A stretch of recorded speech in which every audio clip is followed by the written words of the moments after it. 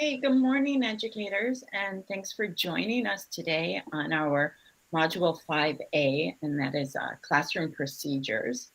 So if you haven't had an opportunity yet, our bell work for today is identify one procedure in your classroom that you expect your students to know and follow. And once you've done that, go ahead and review the procedures your peers have entered. Just take a look. Take a moment to look through those.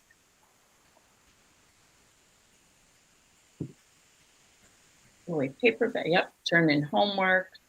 Library bathroom is driving me crazy right now. That's my pet peeve right now, is that bathroom. And this class is one of those. This section is one of those things where we identify our pet peeves, and we're like, oh yeah, there's a procedure, and kind of bring ourselves back to revisit the procedures we've had in place that may have dropped a little bit. Okay. So our live session norms, we're pretty familiar with those. I'd like you guys to take a moment, since it is Saturday and our to-do lists seem pretty extensive. I would like you to identify one thing that is keeping your mind from being fully present at today's session. What is something you are looking forward to when class is over? Or even what is something you're dreading when class is over? So I'd like you to take a moment and give that the attention that it needs. You can type it in the chat box. And then what that does is that kind of frees up our mind and allows us to be fully present, honoring those things that are pulling our energy elsewhere. So for me, it is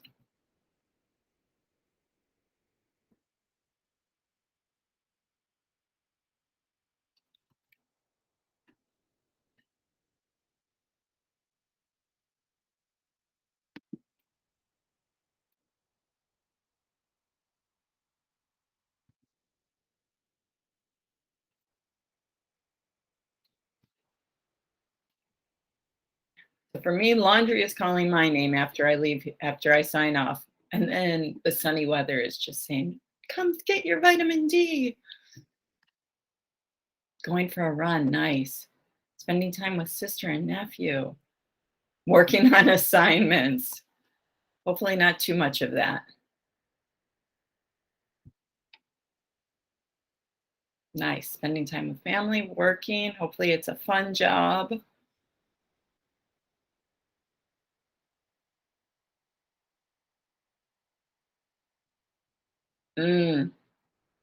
So Martha, I'm guessing you said housekeeper, a full-time maid for, or would you rather last time?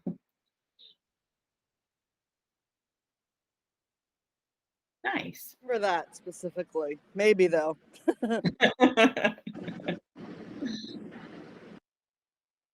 Good morning, Nicole. Good morning, Lacey. We're just taking a moment identifying what is going on with us kind of in our mind that's pulling our attention elsewhere. And we're giving that the little bit of attention it needs so we can put it away for a little bit and focus on our procedures for today. Thanks. Yeah, I was just pulled into a breakout room. Yes, I think. Sorry, that was my mistake. Oh, okay. And then there was no one there, and I was like, "Oh, I guess I'm supposed to discuss this with someone," but there's no. Oh, I'm so sorry, Lacey. No worries. Okay. We're going to breakout rooms soon enough, so I think Jackie's getting them set up because we are doing them by grade level, so that does take a little bit longer to set up versus the random. Okay, so here's what we're going to be covering today. Some of you guys, if you would like to, will be sharing your getting to know you activities that were supposed to be completed today. Then we're going to be discussing our procedures. And from our procedures, we're going to go into the breakout rooms and do a card sort activity. We're going to come back to the main room and have some discussion on it. We're then going back to the breakout rooms, and you and your group are going to create a procedure to teach us here today We're going to talk about our Did You Knows, and then we're going to review our assignments, which also includes a portfolio entry. So your getting to know you activities were pretty amazing. Would anybody like to share and discuss a little bit their getting to know you activities?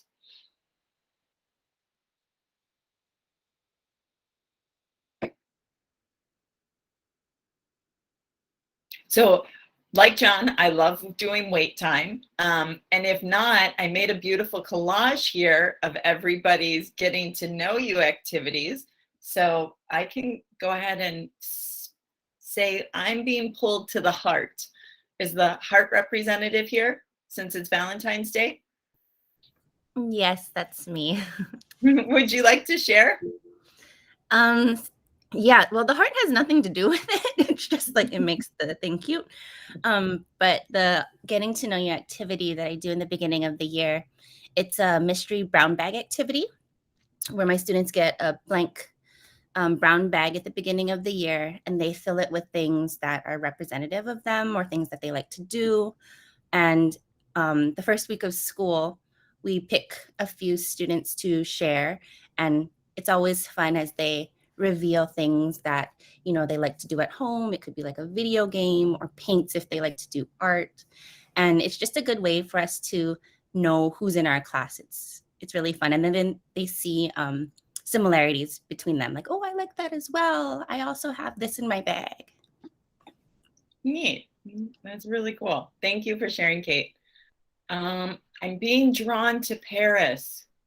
So I feel Paris in springtime, and it's almost springtime. Or this romance, the city of lights. We'll stick with our Valentine's theme. Is Paris here? Is that Nicole? I'm here. Would you like to share? Sure. It's just kind of like a virtual nameplate. So that's what we did when we were in distance learning, and then I kind of just transitioned it to in class. But basically, it's just so that I can get to know who they are and their interests. So I'll have 4 different categories. So each corner represents a different theme. So the top left, it was just like favorite movie or show. Top right, it was just like a place that you'd want to visit. The bottom left is just their birthday, and then the bottom right is gonna be, I believe it was like their quote or what did they live by. Neat. Yeah. Neat. Thank you for sharing. Any others like to share? Okay, one last one is our rainbow heart here today.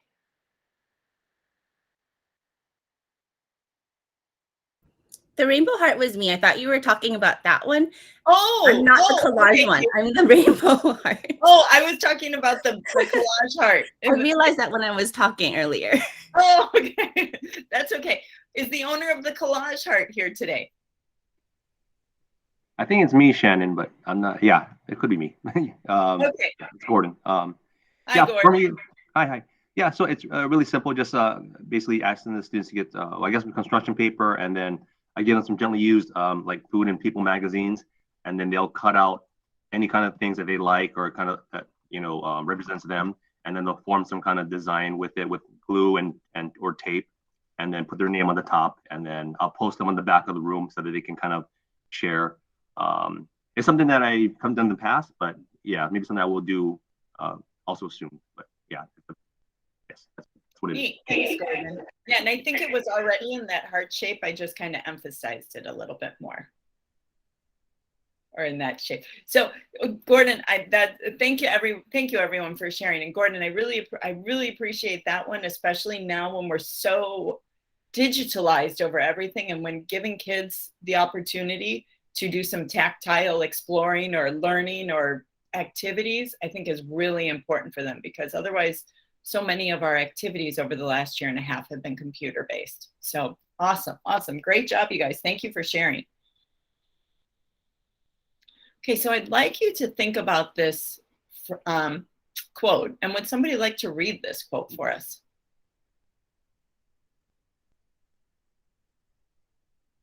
You can just unmute yourself and start reading. Effective teachers manage their classrooms. Ineffective teachers discipline their classrooms. This is by Harry Wong, the education guru. So think about what this quote means to you.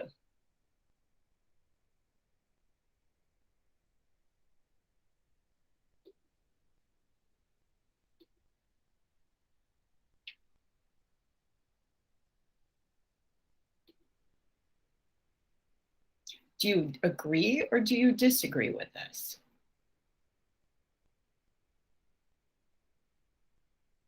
In the chat, I would like you to comment on how does this quote translate into action. Think about your own practice.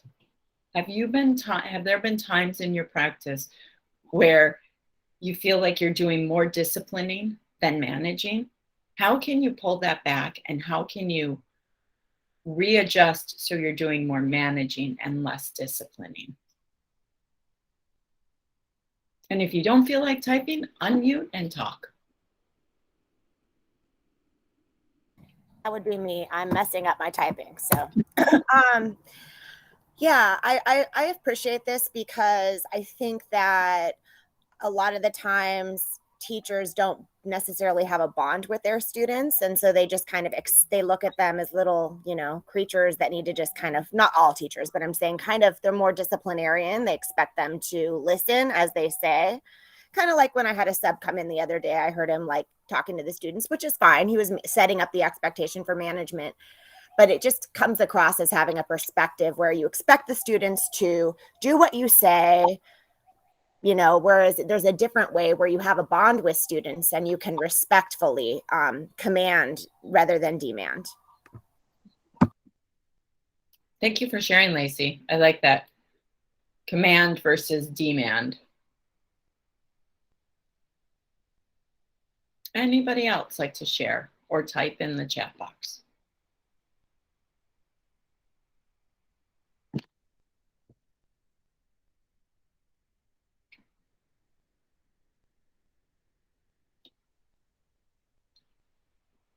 My class seems to need more discipline. I must step back and reassess. Yes, Kim. I just think that it's difficult to be an effective teacher if you're having to deal with disciplining your students in general, because you're focusing on disciplining the students rather than even giving them content and whatnot. And I feel like we should be facilitators, and so like what Lacey was saying earlier, just like having like good relationships with your students, I think that would definitely help with like classroom management as well.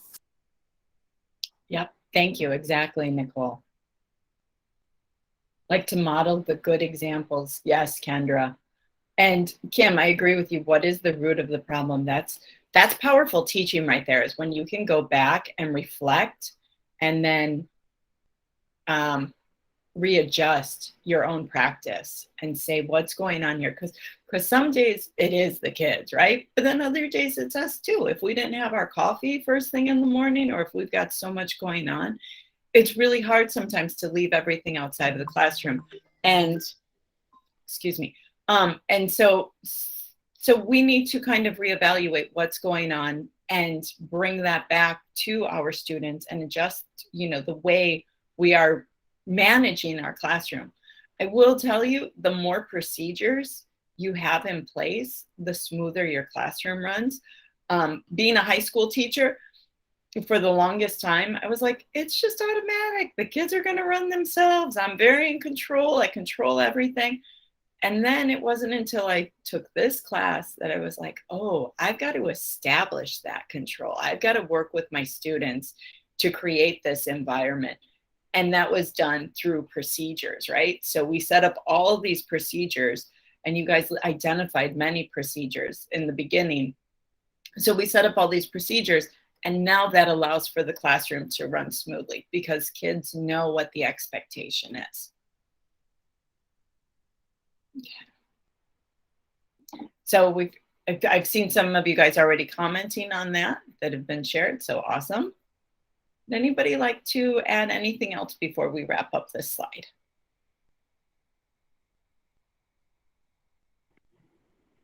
It's Gordon. I'll just say one thing. I think my principal told me, like, when he kind of hired me in the beginning, he said, like, it's important to keep a tight ship. If not, then if your students run wild, you got to bring them back, back to focus, and that's going to take a lot of effort and energy, right? But having a tight ship in the beginning, that's going to help to keep everyone intact. So. Right. Kind of goes along with that that old phrase, "No smiling till Christmas." Have you guys heard that one? Where you keep you're like, it's just, if this is how it is, we can't have fun. Like, the teacher's not allowed to smile. They've got to be serious until Christmas. I don't follow that, but I do make sure my kids know their procedures. I'll give you guys a moment to read what's going on in the chat. My own practice, I've experienced feeling like a police versus a coach relationships with my students in order to establish order and engagement. But over the years with practice, I'm getting better at balancing too. It is a total balancing act, Miley, completely, yes.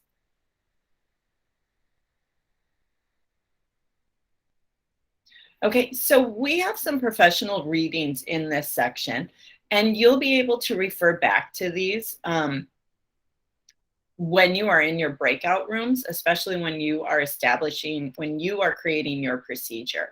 So our professional readings include the classroom checkup, teaching classroom routines, and that will walk you through the 6 steps of how to teach a classroom procedure. And then there will be examples of teaching classroom procedures, 30 classroom procedures that you may implement in your room already, or that you may wish to bring into your room. And then there's also classroom procedures and routines. And somewhere also in our professional reading, I took a professional development course with Doris Cook. It was a wonderful class, almost as good as this one, but it was a really great class, because when we got to procedures, she taught us how to change our language. So in my classroom, I will never use LYs anymore on the end. Please do this quietly. Please do this silently. Act respectfully. I never use those LYs, the lees anymore. I'm now very specific with what my expectation is of my students. Do not use your voice during this activity. I need you to stand without movement. I need you to, and so I'm just very, very specific without being general, because what is quietly? It's up to interpretation, right? My quiet might be different from your quiet. And when we start talking with our students, we see that I was whispering. No, that wasn't your whisper voice. So it's just, I put that in there for you guys as a reference, giving her credit. It's just, I learned a lot from that one. Okay. So right now, we are going to be doing a card sort activity. And in your groups, you are going to read the cards. I'm going to see if I can get over there to show you. No, not letting me.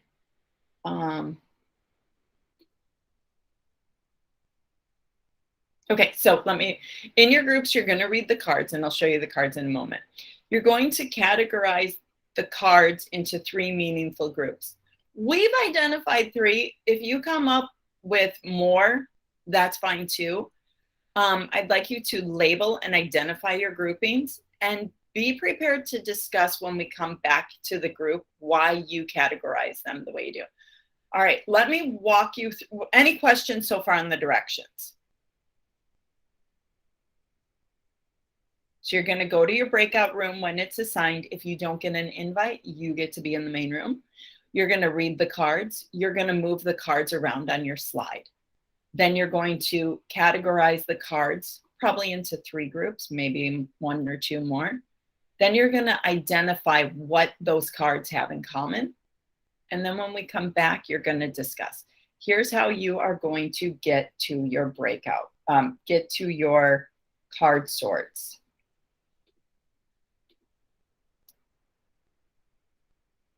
In the chat box, I have placed a link.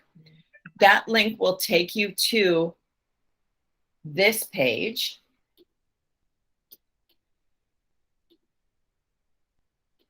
On this page, if you don't see your name, wait till you get to your breakout room, because we did have a couple more members join us today, which is awesome. We love it. I just don't have you guys assigned to a specific breakout room on this sheet.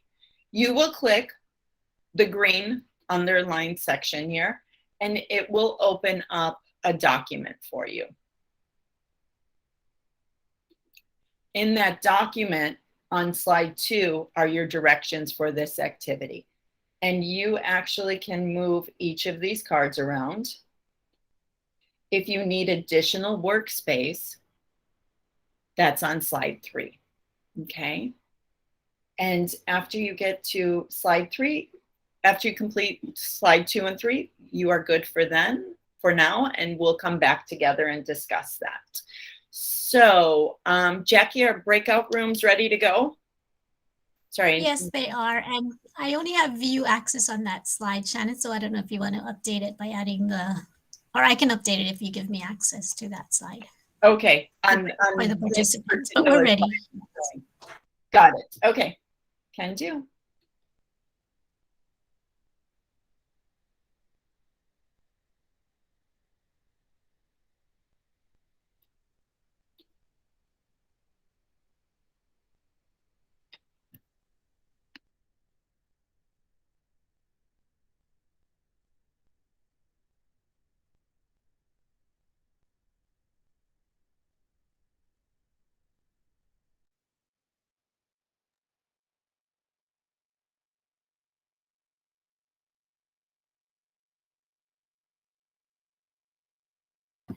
Do some of us not have a breakout room? So if you don't get assigned one, then you'll just stay in the main room. And what link is that we click on, room 1 or? Oh no, you'll just be here in the main, and then so you don't have to go anywhere. Oh, so no, I mean, what cards am I moving around? Oh, okay, that's the main room side. Is there- Do you is see a there main cards room? for that? Okay, I'm looking now. Yeah, on the slide it would say. Got main it. I room. do see it. I apologize. Okay, no problem, Lacey. Thank you.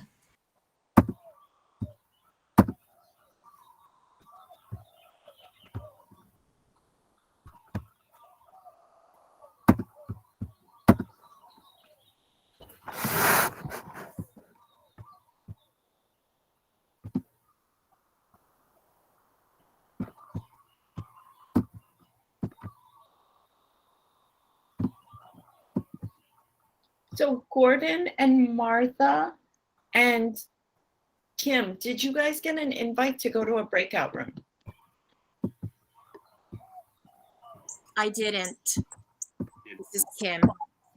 Yeah, Kim. This is Martha. I followed the link and I'm on the room 3 slides, but I still hear the voices in the main room. Yeah, Jackie, were you able to set up a third breakout room for Yes, I do. I did. you? And you hit save? Yeah, I didn't hit save, but it was still there. Okay. So So maybe Martha, Kim, and Gordon, at the top of your meet screen, do you see a yellow bar that says you're invited to join breakout room 2? I just see a bar that says breakout rooms are in session. Yeah, me too. yes, they're actually in one, Shannon. They're in the main The room? main, yes. Oh, okay. So all right. So this many people are in the main room. No, there should be some that have moved over, but I'm not sure what's going on. Okay, So- Gordon, Lacey, Kim, you're all upper, right? Secondary? Yes. Yeah, High school. I'm in Yeah. the main room. Okay. I'm And upper as then- well. And who is that? Nicole.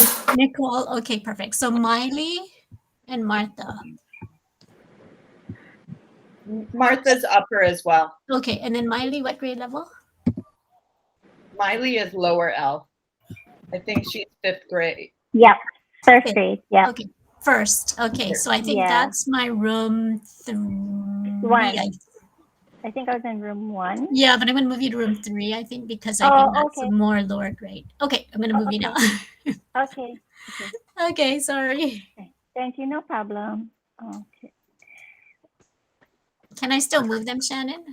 Yes. Oh, Open up your breakout room sessions, and you can either start typing the name in. Yeah, I'm in there now, but I can't seem to move her to where I need to be. Shannon, although we are meeting in the main room, we're following room 2 from PowerPoint slide number 8. We're still following the room 2. Yes, whichever Oh, one is the link to got room it. 2. And when you Okay. open it, and this is what's going to be even more confusing. When you open it, it's going to say room 3. I messed up on that, Shannon. I'm sorry. I forgot to go by the slides too. So you're in the main room. You're clicking on room 2, and your title will be room 3. I'm so sorry. I totally Clear messed as up. mud, right? Okay. Shannon, are you able to move Miley? Because I cannot move her. I don't know why. No, but... not once you've set up your screen. Jackie, since they haven't started sharing, why don't you share your screen and I'll walk you through it. Okay.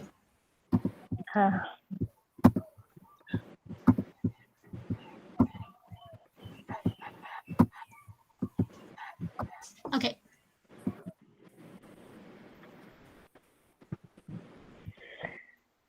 Do I have to edit rooms? Yes, go to edit rooms. Oh, okay. Okay.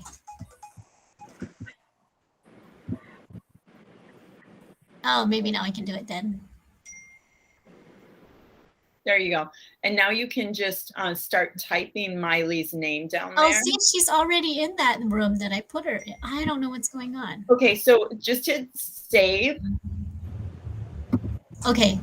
Miley, do you see the link across the top? See where Jackie's has that yellow bar on the screen where it says breakout rooms are in session? yeah. Do you have one that says you're invited to join? Okay, wait. I think I'm in the room. Let me go back. Sorry, I think I might have. Okay. I'm looking at the breakout room, module 5, the slide with the 3 choices: main room, room 1, and room 2. Yeah, but Okay. that just gets you to your slide you're working on. Go ahead and go to the Google Meet that you're in now, and do you have that yellow bar across the top? Yes, you are invited to breakout 2. Yes. Okay, click join all the way to the right.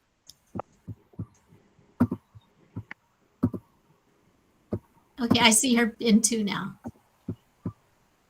Okay, perfect. We're good. Okay, I'm so sorry. It was good. better the first time I tried it. Okay, my Thanks, bad. I forgot Jackie. about. Yeah, no problem.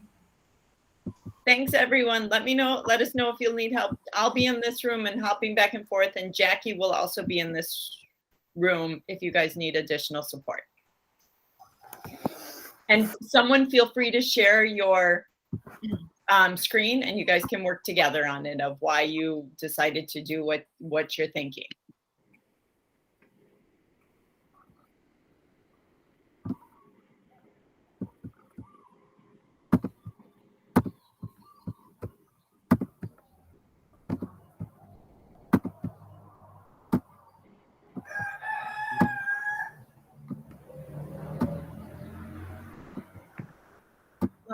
Should I share my screen so we are all looking at the same thing together?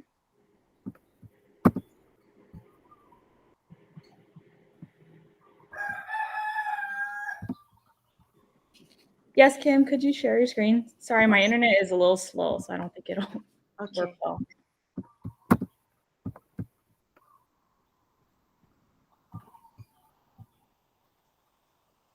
I'm having trouble moving my cards or something. It's not so easy.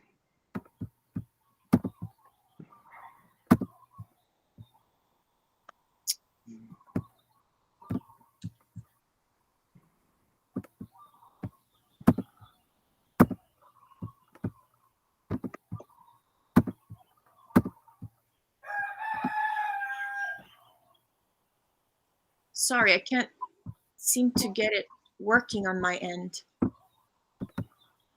Yeah, mine's not moving. I'm trying to click and drop, but it's not doing it.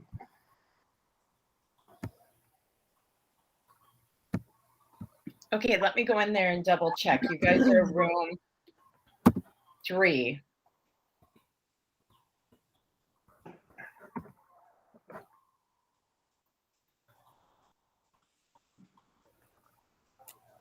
Is anybody else in the main room with me?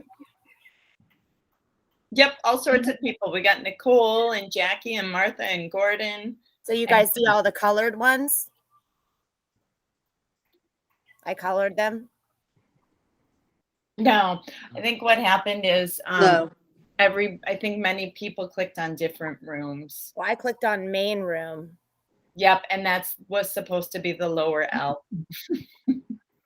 Oh, because I don't see anyone working and I just like did the whole slide. We're in the third one. Sorry, Lacey, that's my mess up. I completely forgot No, that that's you were okay. assigned. I mean, I have it. Huh? It's okay. I completed it. Yeah, you could copy it over to the to your high school slide though. To the slides you're supposed to be on. Yeah, That would be awesome. let me just make a download a picture of it. No, you can just copy the slide and Yeah. paste it over. Copy the whole slide and then just paste it into the high school one. So sorry, Lacey. Oh, that's okay. Usually, from my experience, you can't copy a whole slide and paste it into a different slideshow. You have to download a picture of the slide, but let me try. Okay. Let So me know which if you have trouble because I can walk you through that too. Which room do you want me to put it into? The last room, it's called room 2. It's called room 2 link. It's the green room 2.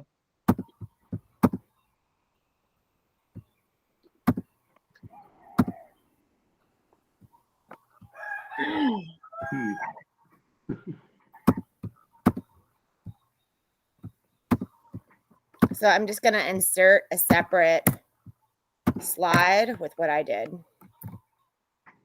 There we go.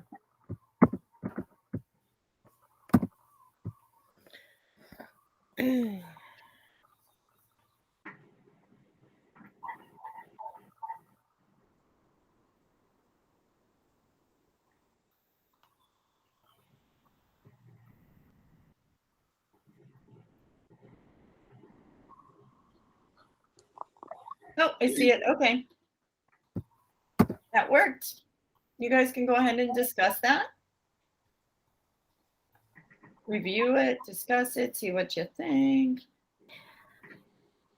I mean,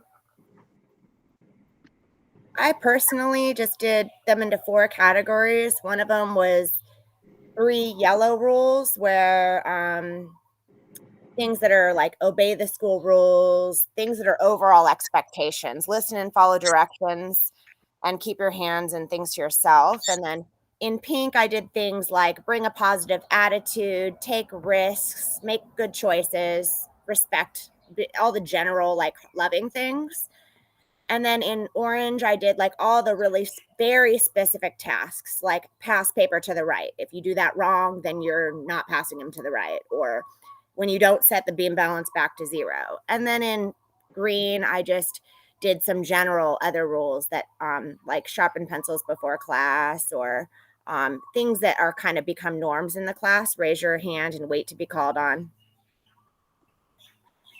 So. Lacey, did you want to share your screen? Can everybody see that? I can try to do that. Present now. Your entire screen. I can see it on slide 3 in the room 3. Yeah, I can see it there too. Okay. Okay, so I don't need to share? Up to the group. I don't think so. It's there. Yeah, no need. Somebody else isn't seeing it. And then I'm looking at what you guys did to see if it was similar.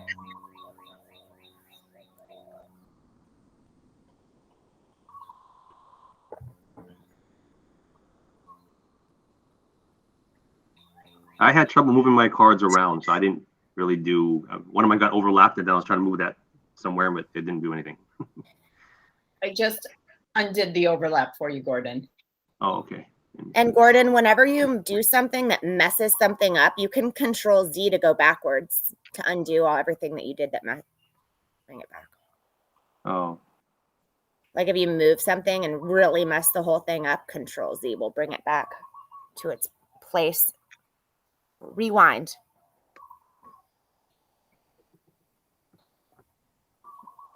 yeah. How do you move it? So I'm pressing my control pad, you know, my pad in the middle of my laptop, and I'm pressing down. I'm trying to move it, but nothing's happening.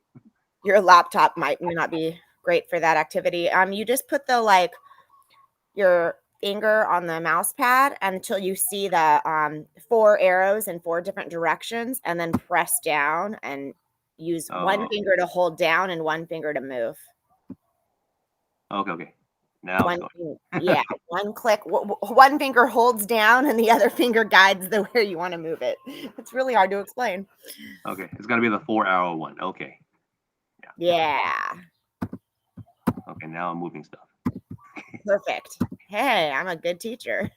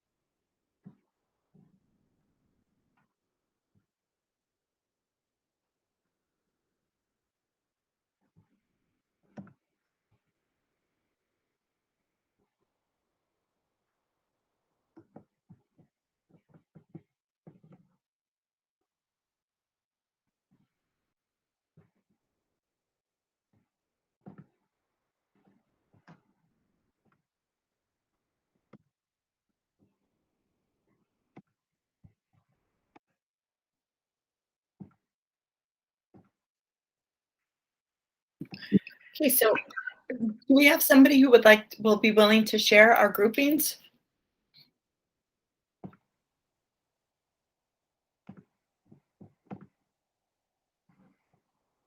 Anyone?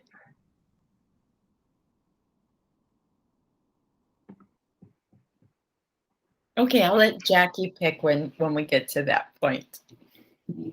Jackie, could you please close the breakout rooms? Sure, I can do that. Thank you.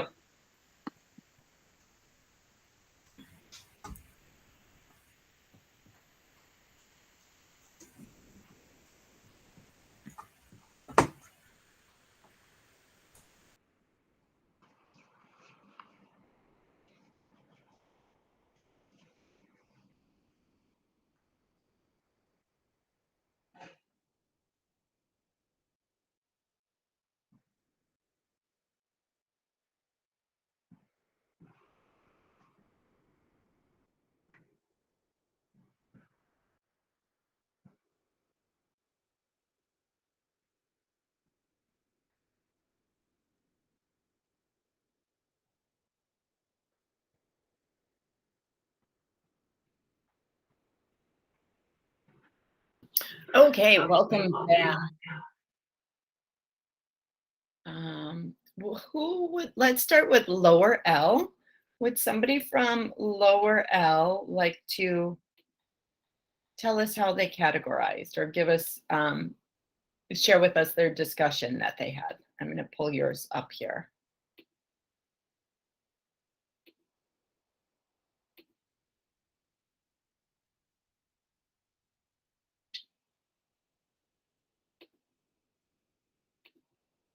I think this is it.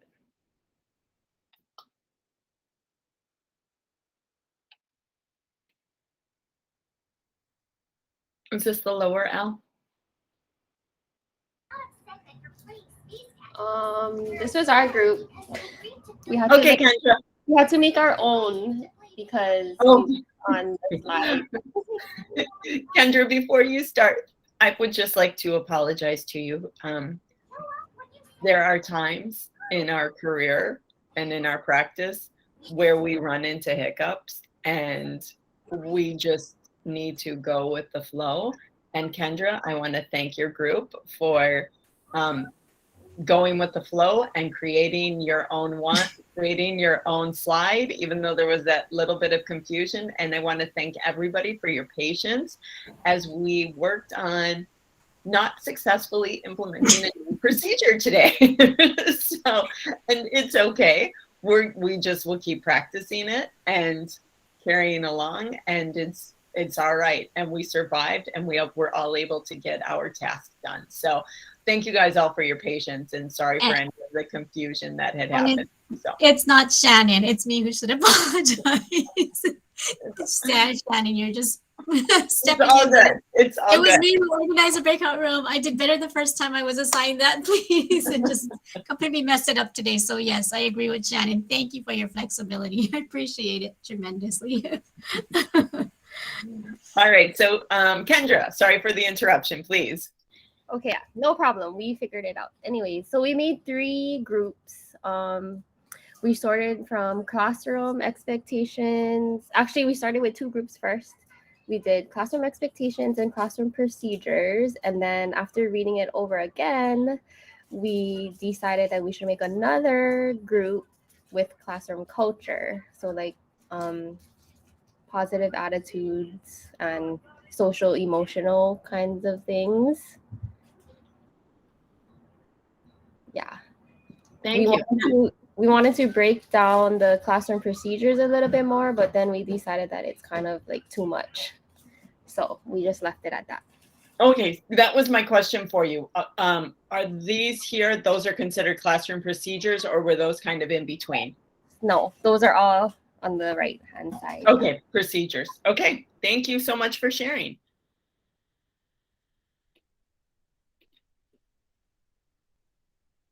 High school.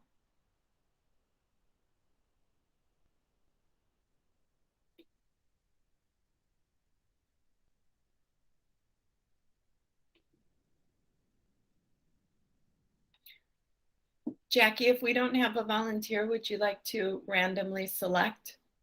Sure, I can do that.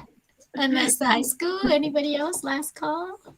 And yes, Christy, I completely agree. Kendra, thank you so much for sharing. Yes. How about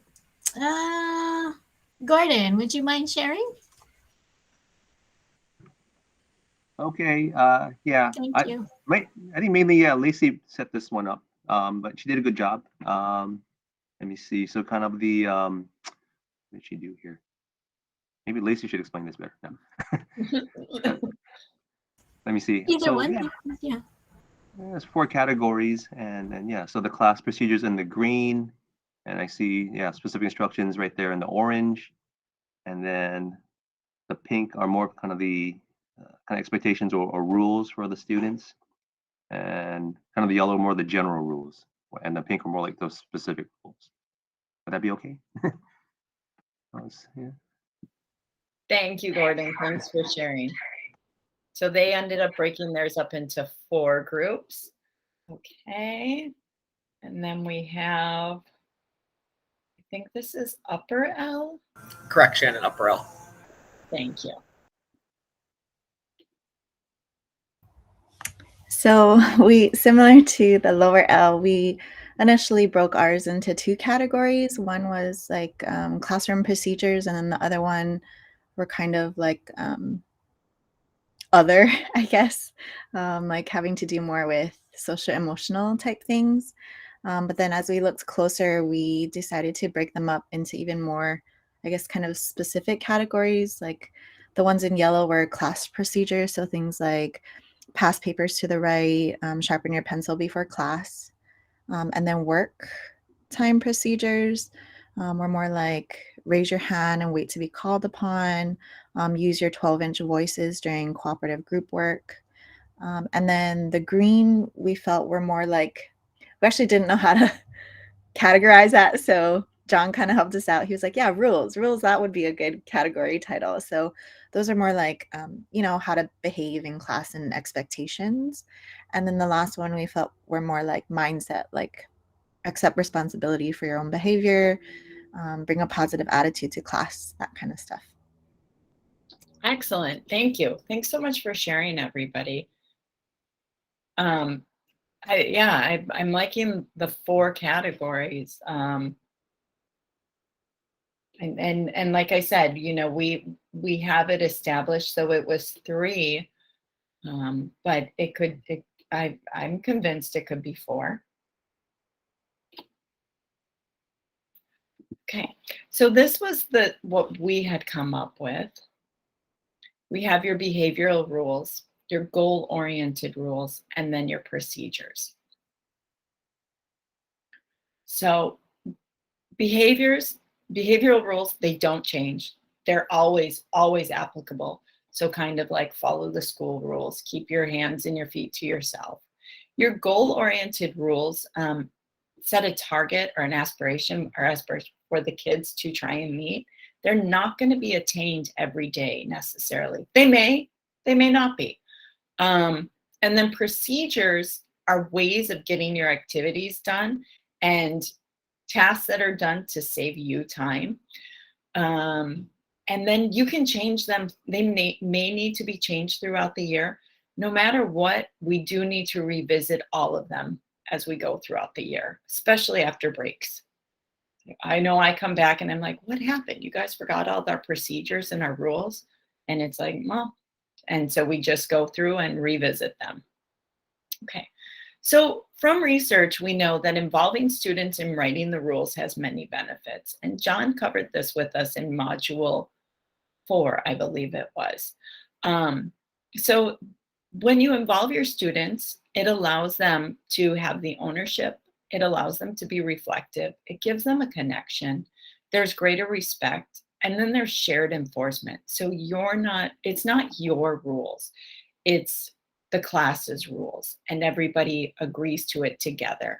And that's when, you know, it goes a little bit smoother, and you're not always having to see everything, and you're not always the one being the disciplinarian. When the kids create the rules together, that's when you'll start getting more self-control from your students and more peer-to-peer control. So somebody, you know, hey, you're not supposed to be doing that. That's when they'll help guide each other into the correct behavior.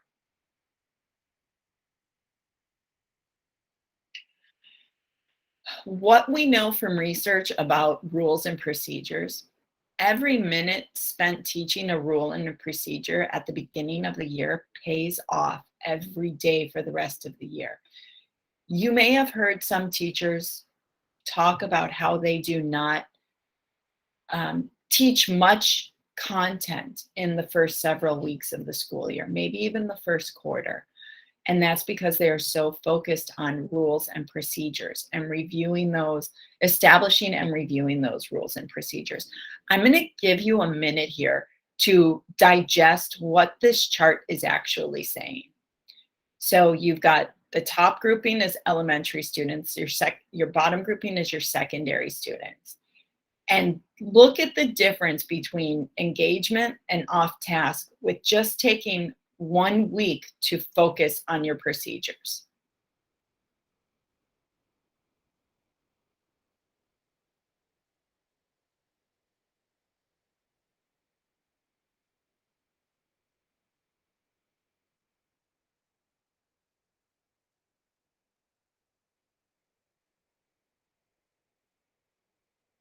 Anybody have any whoas or ahas?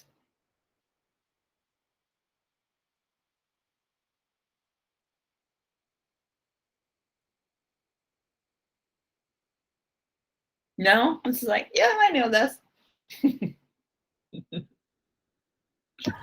For me, I completely agree. I mean, even just with like our computer cart, the students are told so much all of the time that they're expected to put the computer back with the number on the particular side, facing a particular way, plugged in from the right. And if you don't remind them, first of all, you really need to drill it where you actually walk up and call computers out that were put away wrong. And then you find that they really do fall in line. And then you always have to, every single time I tell them to put the computers away, I say respectfully and correctly. And I still go and I check sometimes. And if we don't micromanage those things, you're right, it'll get completely out of control. So you really do need to drill that in. Thank you, Lacey. Have you tried placing a picture with what the correct computer cart put away looks like? I have not, and I think that's a really good idea. I feel like the difference. Yep. Some chats coming in. We spend the first week focusing on building relationships and teaching classroom procedures, and it sets the tone for the rest of the year. It really does set the tone for the rest of the year. For me, this slide, I'm kind of like, could I skip this slide? But I think it's so powerful because, especially at that secondary level, these kids, when they start rotating classes, have so much going on and now have like 7 classes or 6 classes that they're trying to keep track of. And if we don't spend that time within that first week, 25% of the time they're off task. And that's, I mean, like that to me was just huge. Like I'm losing them automatically a quarter of the time by not teaching them the procedures. I'm a control freak. Why wouldn't I teach them procedures? So, yeah, that was what was powerful to me.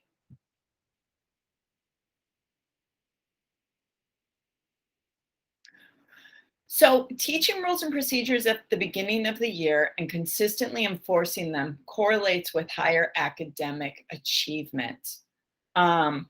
You might have also heard you go slow to go fast. So if you slow it down, bring in all those procedures, it allows you to pick up your pace. I always go through this at the beginning of the year, come the end of first quarter, and I'm like, oh my gosh, we have not covered content at all. Like maybe just a little bit of stuff. And I'm like, I gotta pick up the pace.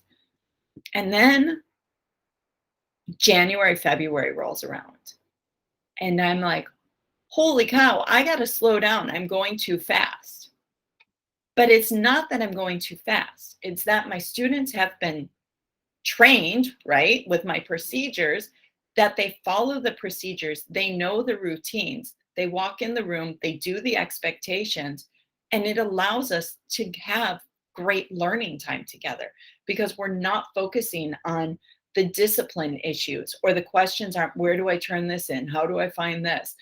Can I sharpen my pencil? All those things that as a teacher that drives me crazy, that I don't want to take the time to do that. So if I teach those procedures well in the beginning and review them, it allows me in February and January, February at this time to fly through my content. And I love it. It's kind of like, whoa, I got to slow down. So I'm always 2 points in the year with procedures. I'm kind of like, oh, I got to speed up. Oh, I got to slow down. No, I don't. If I did it pretty well, and it is what it is. It's working the way it's supposed to be working. Okay, let's see if we can get our video commercial free right now. I've got a video for you with Grace Dearborn. And it's how she establishes her classroom rules and some of the techniques she does. And there is a little commercial there. So we're going to start sharing this one instead. And you guys can enjoy 10 seconds of a Capital One commercial.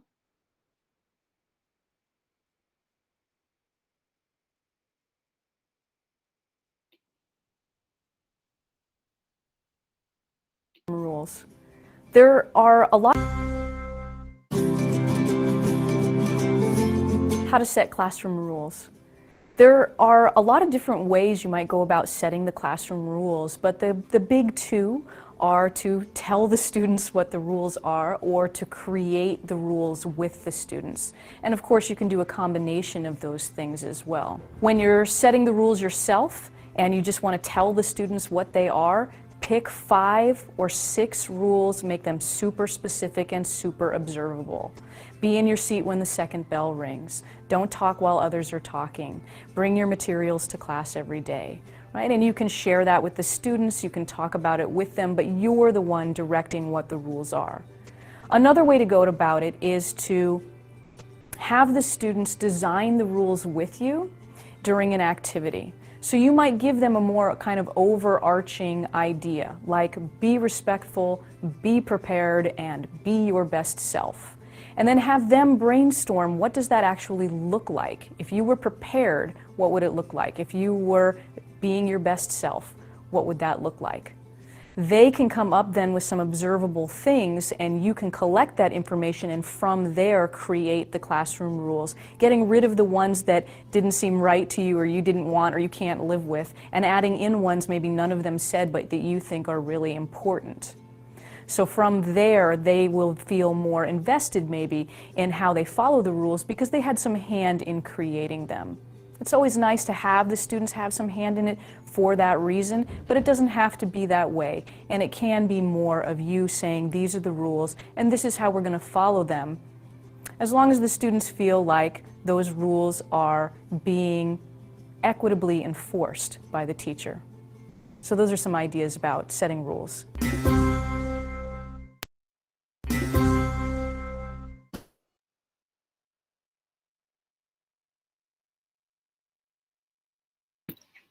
Were any of you able to, are any of you familiar with Grace Dearborn? She actually came to Hawaii to the middle school conference, the middle school teachers conference about, what was it, 4 years now ago?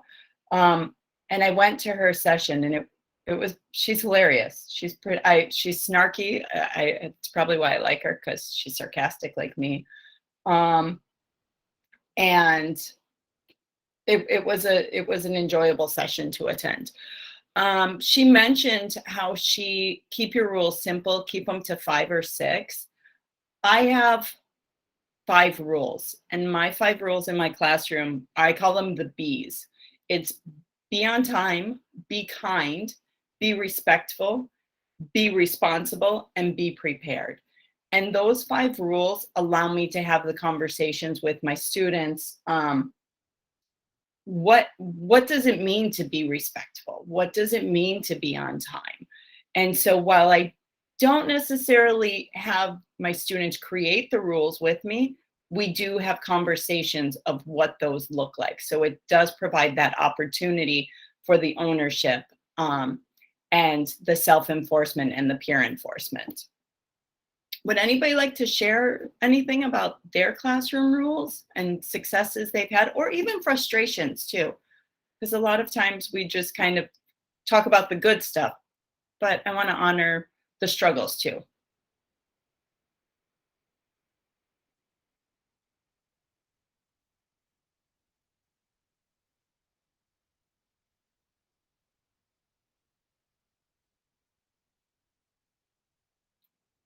I'll share. Okay, thanks, Lacey. I do 4 classroom rules. They're to treat themselves, others, the school, and their work like a Wahipana, which is a sacred place. And then they actually, in formulating those, we read about a really cool article about Wahipanas in Hawaii.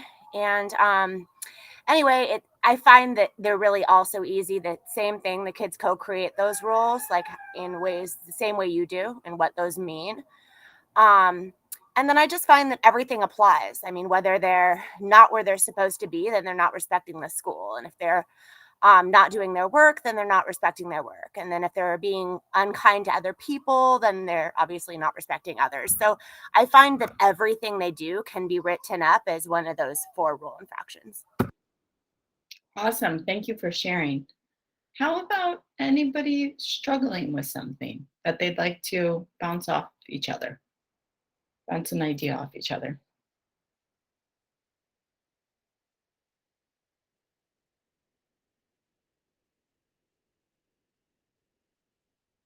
Okay, I have one for you middle school teachers. How are you dealing with the bathrooms right now? Because all of my 6th graders are starting to be super rascals. And on our team, I have a teacher who lets kids go like a continuous flow out their door of going to the bathroom. And then me, I'm like, yeah, no, I don't think so. And then I have another teacher who says absolutely not. So how do you guys deal with the bathroom issue?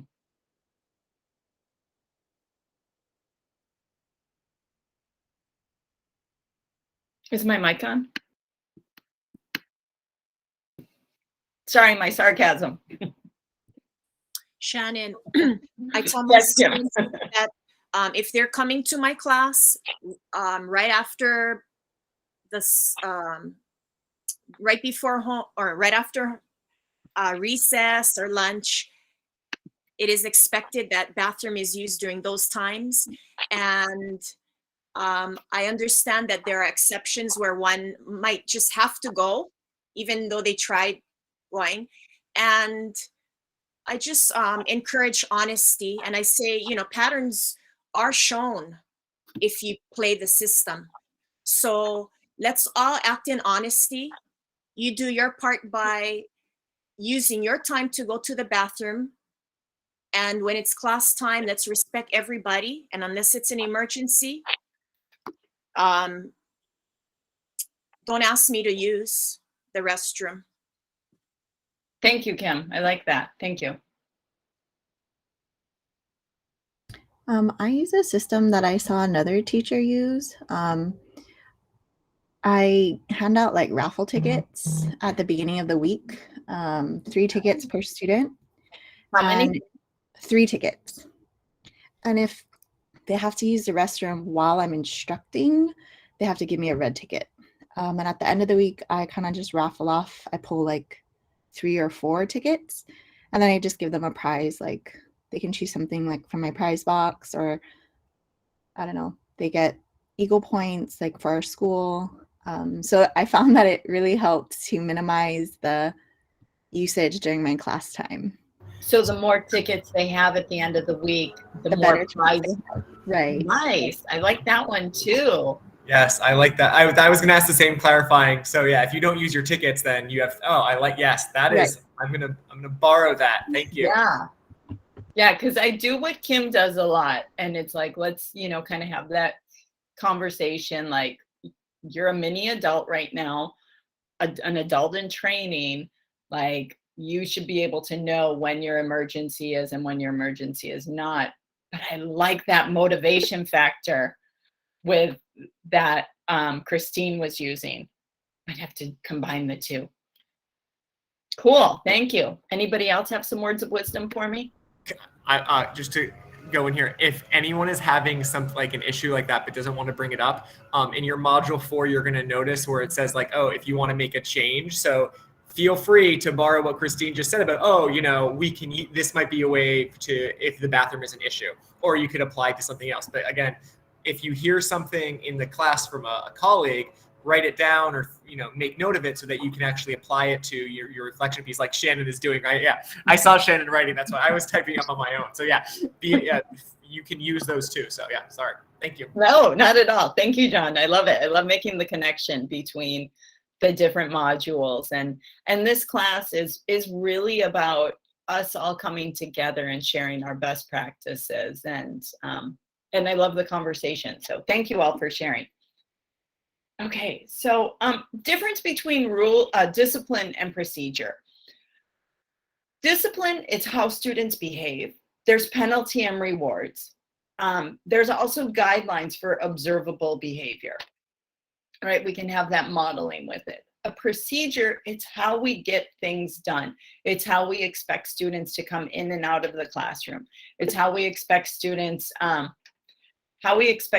to ask to use the bathroom, how we expect students to pass their papers in. If somebody, another one that I think a lot of us have a tendency to not realize is a procedure, but when there's interruptions in the classroom, when another adult comes in the classroom, oftentimes it's like we become invisible. When we turn our attention to another adult that comes in the door, our kids are like, oh, this is talk time. So that's a procedure that you can teach your students, is when another adult comes in the room, what's my expectation of my students? And my expectation is they don't even realize that adult's in the room. They just keep going with what they were doing.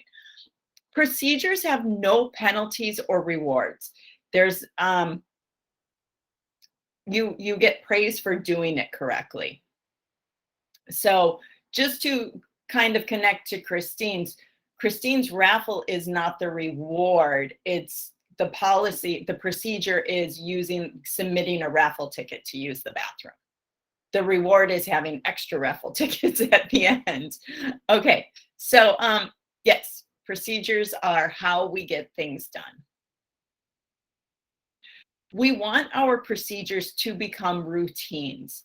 So a procedure is a step, is steps to learn. Procedures are what we as teachers want done. We can give it the label of routine when students do it automatically. So if we're still reminding them, I mean, it's kind of a fine line. If we're still reminding them, we label it as a procedure. When they just walk in and it's like, you're like, oh, good job, thank you. That's your routine. That's your goal, is for these things to become your routine.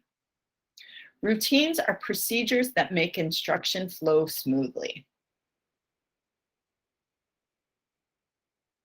So there are 6 steps to teaching a classroom procedure. And step 1 is telling the why. What's the expectation for such a routine? Make sure that your routine or your procedures are developmentally appropriate. They're positively stated, they're specific, and that you can observe them. So sometimes my whys for my kids are to make my life easier, to make your life easier. And from having been teaching so long and taking so many classes, and you know how oftentimes with classes we have to try something new, I've been honest with my kids. I've told them, I'm taking a class, I'm learning something new, we're going to try it. That is my why. I'm learning something new. You're going to learn something new with me. I don't need to have this formal explanation for them. Kids are pretty understanding and they will go with the flow, but you need to be honest with them, I feel too. Number 2, explain. Specifically teach and review the routine. You're going to model it. You're going to walk them through. If it is multiple steps, chunk it, make it smaller for them so that they have an easier time getting through it. And then practice, practice, practice, practice, practice, practice. If you're teaching them how to come in and out of the room, it may take you 5 times to get them to all go out of the room and walk in the way you want to. And that's okay. You may spend all of your class time with them, having them go line up outside, bring them back in. Go line up outside, somebody start talking, we start over, right? So I start over with my procedure if we miss a step, because that tells me we have to fix that step. Number 4, feedback. You're going to provide them positive attention when students effectively demonstrate the routine using praise. How did we do? Give them the opportunity to self-reflect. Give them the opportunity to, I was thinking critique the reasoning of others, but that's not it. Sorry. You're going to give them the opportunity to reflect on how they did and to reflect on how they did as a group, right? But be careful, because when you reflect as a group, you don't want the students to put blame. So when I reflect as a group, I do it twofold. Tell me what you did. What could you improve upon? So it makes them own something of themselves. And then I never let them say, I stop them from saying, oh, Jimmy did this. I don't want them putting the blame somewhere. I teach them to use the language, I saw someone standing with their hands on their hip or whatever it is, right? So make them use their observations to explain what they saw. Cues. Provide visual prompts of the classroom routines and keep it to as few steps as possible. If your routine has 5 steps, it's too long. You've got to chunk it, make it smaller for them. Lacey, this was where I was talking about with your cues, taking the visual picture, taking the picture and setting it right next to your laptop cart. I would have headphones, this was pre-COVID, but I would have headphones my students could borrow, and I would have a picture of how those headphones had to be wrapped, what was acceptable, what was not acceptable. So I didn't always have to be the voice. We've used pictures to show how to line up outside the classroom door. After you've done that, review. It's going to be random, but you're going to need to review. After lunch, you're going to need to review. After Thanksgiving, you're going to need to review. After Christmas break, you're going to need to review. The first day of May, you're going to need to review. And stay consistent. Keep your procedures in place till the end of the year. Okay? Questions so far? That was a lot of information right there.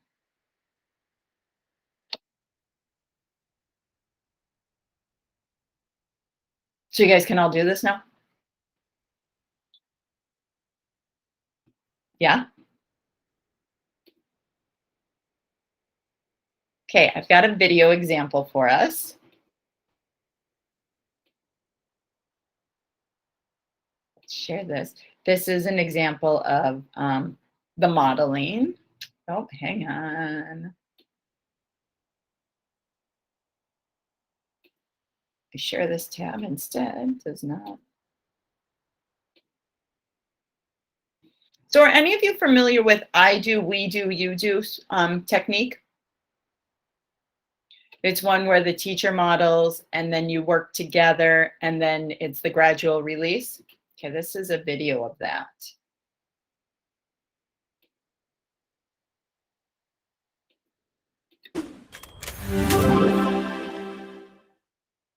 Now we're gonna get to the project where you are gonna have to create a portrait. One of my strategies is the I do, we do, you do.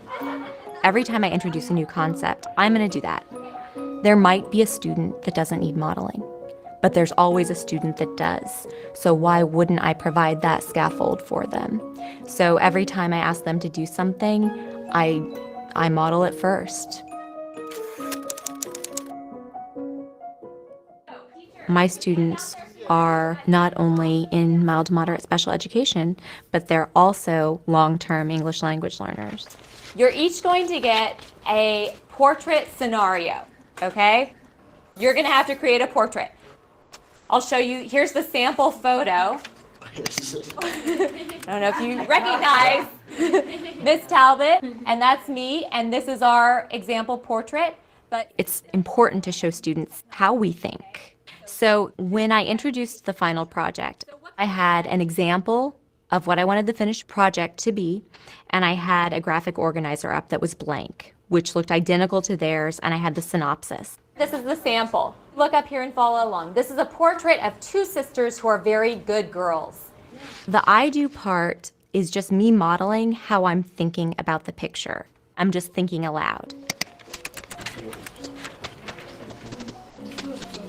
So I need to think, how can I portray this? So I'm gonna start and I'm gonna say, okay, sisters who are very good girls. The whole thing is a gradual release of responsibility from teacher to student. What kind of clothing would I wear if I were a good girl? Ooh. At this point, I'm not asking for student participation, but they might jump in and say something, and that's fine. But I can't at that point then say, oh, they all get it, and just skip to the you do, because 2 people chimed in, but I had 12 students there today. So I have to assume that maybe 10 were still listening or kind of not there yet. But when I first started teaching, I would have said, great, they got it. Okay, let's move on. You guys do. So then I moved on and I did the we do. So the we do portion of the lesson is really, you're still providing prompting. And that's really what we do means, is that I'm not leaving him hanging. They study all the time. I think I can show that by props. What would I be holding if I studied all the time? Books. The you do was the actual project. So then I said, okay, now you're ready to do it. And I gave each group their synopsis and their graphic organizer.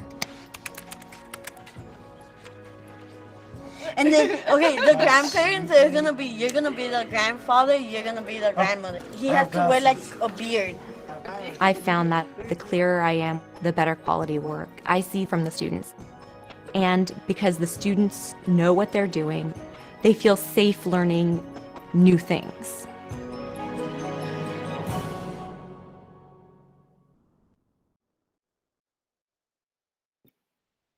Okay. How does this strategy of gradual release responsibility to the students?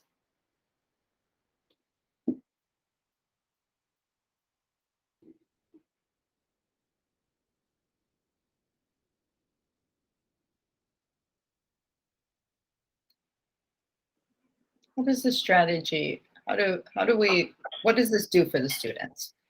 Well, they get a chance to see the teacher doing it correctly before they have to take that risk of doing it themselves. Anybody else?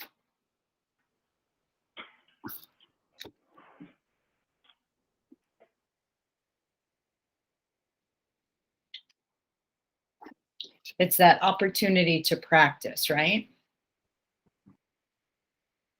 What can you learn from Mrs. Young's reflection on how her use of this strategy has changed over time?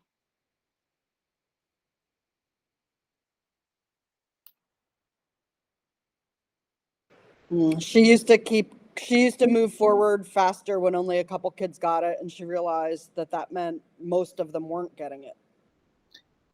So she changed that. She makes sure more people have it before she moves on.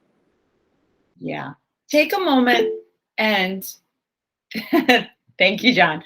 I was going to ask our educators to take a moment, and you don't have to share, but just take a moment. Have you done that? Have you moved on when you hear a couple kids chime in? You're like, all right, we can go on. Be honest with yourself. You don't have to share.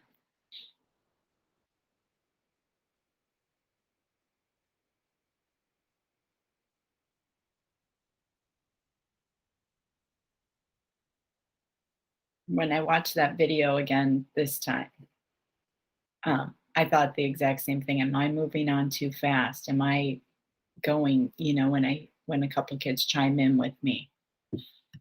There's some good comments coming in too.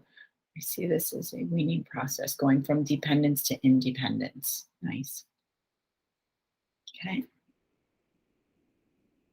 And how does this strategy support our ELL students and our students with special needs? Yes, it appeals to the visual learners.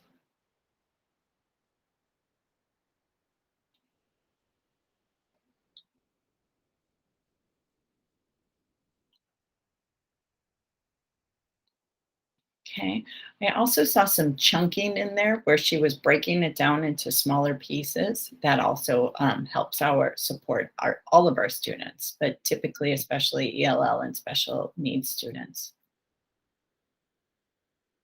Okay, so we're coming next to our breakout room, our second breakout room. Hopefully, Jackie, you didn't clear the breakout rooms, did you?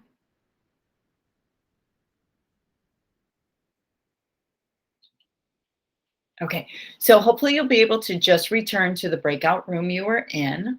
If we have any issues, I will see what I can do to quickly get us there.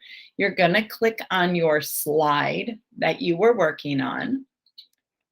So wherever your slide was, open that slide back up, and you are going to identify some daily procedures that you use. You're going to select one procedure, agree upon the steps, agree upon what you will say and do to teach that procedure, type out your plan in your activity breakout, and then when we come back together, you're going to teach us your new procedure. Let me walk you through what that's going to look like.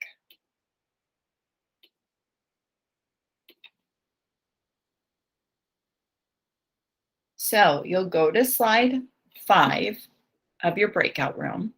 The same directions are there. And on slide 6, you will type in here, what procedure will we teach the class? What steps do you need to do? And what will you say and do for us to learn this procedure? Okay. We'll have about 15 to 20 minutes to complete this, and then we'll come back and we will work on teaching each other new procedures. Make it fun. You can make it classroom related. You can make it whatever your group decides. If you need a little help with what is a procedure, I'm gonna show you. You can always, you can always go to the classroom resources and click the link in the Google Classroom for your professional readings, because there will be a list of procedures there that you may teach. If you're just like, well, what are we gonna teach? You guys can make it something as exciting as how to tune in your TV for the Super Bowl tomorrow. You could make it how to hand out your raffle tickets for the restroom. But you guys as a group decide. And then all we ask is that you be prepared to show us and to teach us. So you're teaching us maybe a skit. Maybe it's something you model for us too, you and your group. All right, Jackie, how are we doing on breakout room?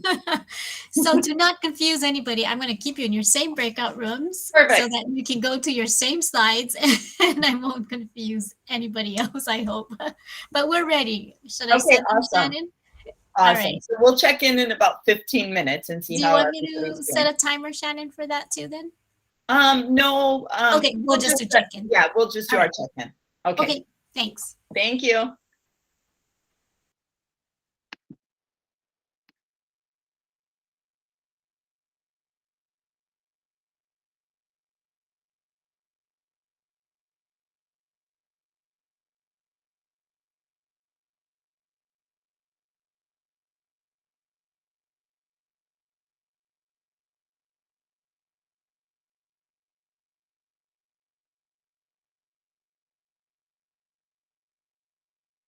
Last time when I went to the main room, it was the wrong room.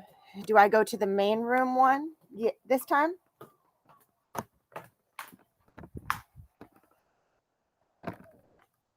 I mean the slides. Let me double check for you, Lacey. My slides are in both places. You are going to go to the one For high school. Yes. Which is the main room. Yes. I believe it's set up again. Or set, I believe it's all linked correctly. Yes. Wait, maybe not. No, My Lacey, slides are in that room. that's not it. Hang on one second. What is this, high school? I will post the link for you in the chat box, okay? Thank you.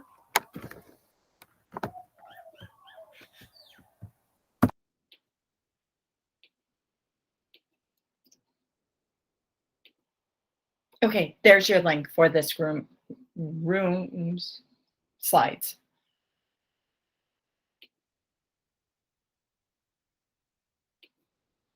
Also update it on here.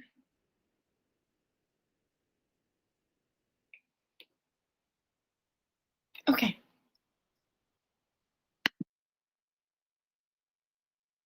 Do we each need to fill out that second slide about No, you guys as a group are going to select one. You are going to select one procedure together, and then you're going to agree what steps are needed to teach the procedure, and then you're going to determine what you're going to do or say to teach us the procedure.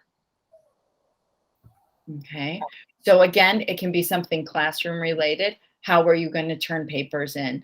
How are you going to, what happens if you come in late to the classroom? So this group will talk about procedures. It can be school related, it can be non-school related too, just so you guys start practicing the concept of implementing a procedure.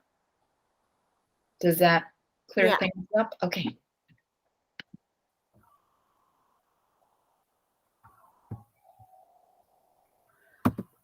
Do you guys have any like specific procedures that you guys want to do, or we can just make one up? It's supposed to be one of the ones from the card activity, I think. Like raise your hand and wait to be called on. Could be one that you demonstrate. Does anyone have any ideas?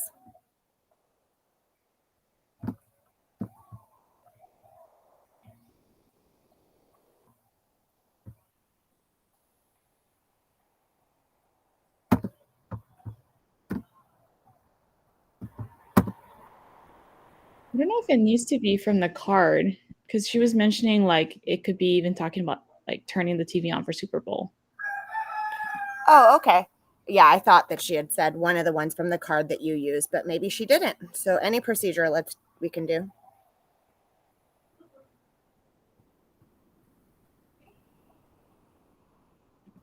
Do you guys have any like issues in your class? Like, I think for me at least, like a struggle is just when students are out on quarantine, having to figure out what they need to catch up on.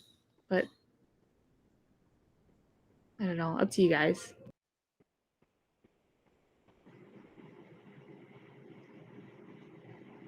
it's supposed to be a specific thing that they're to do that we can model.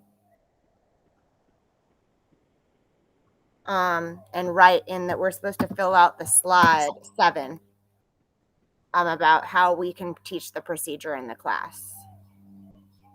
So what procedure would you have set up for that?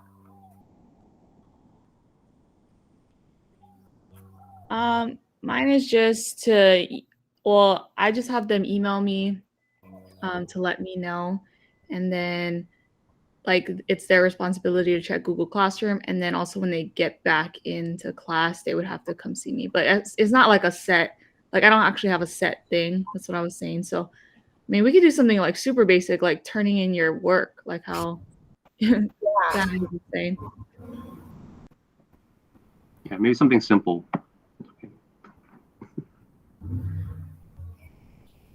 What about like when you first walk in? What's the procedure when you first walk into class? Enter in the classroom? Yeah. That would be something you can model too. Is that what you guys think? So what would be entering the classroom respectfully?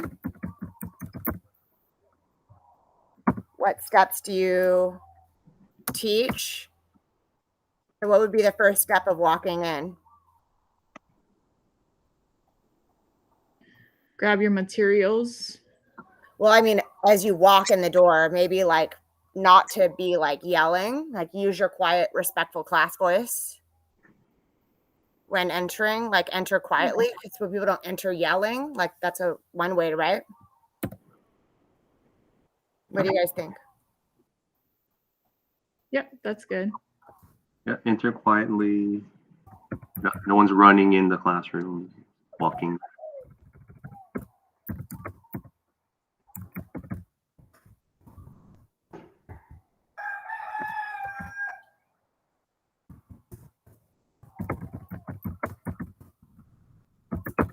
I don't know. You know what sticks out, Lacey? What? Is Shannon brought up avoiding the use of LYs earlier. Yeah, so in opposite of no yelling, quiet. So, like titling it, maybe just entering the classroom, and then yeah, no need to put respectfully there, but oh, I see what you're saying. That one, entering the classroom. that one, and then as we do the steps, yes, enter the class quietly and calmly. What do you guys think? I'm down for whatever. Yeah, but since you're trying to avoid the LYs, yeah, the quiet. So avoid the LYs. Because the students might interpret those like differently, right? That's what she was saying. Yeah. So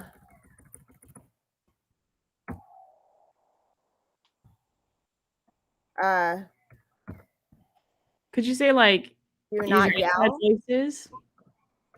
Use your inside voices. And do not run. Not that they come running into the classroom, but they could if they're like playing around with their friends. I mean, I probably have it happen every day.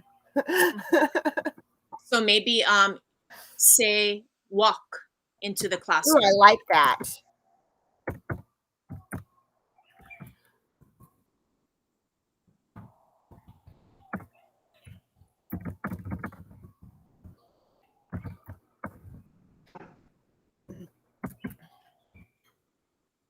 What will we say and do? So for that one, I'll just go ahead and we can say what we do. We demonstrate. We demonstrate walking into the classroom and speaking with an inside voice, right? What do you guys think? It's just like, what are we going to do to show them? Yeah, demonstrating for the students. Yeah. Teacher demonstrates walking into the classroom and speaking with an inside voice. Okay, part 2. Go to your assigned seat. What do you guys think? Yep. Good. You could also break up number 1 into 1 and 2. Walking into the classroom is step 1. Walk into the classroom. Using inside voice, keep that separate. I like that. Use your inside voice. Teacher demonstrates walking into the classroom. I like that. Teacher demonstrates an inside voice.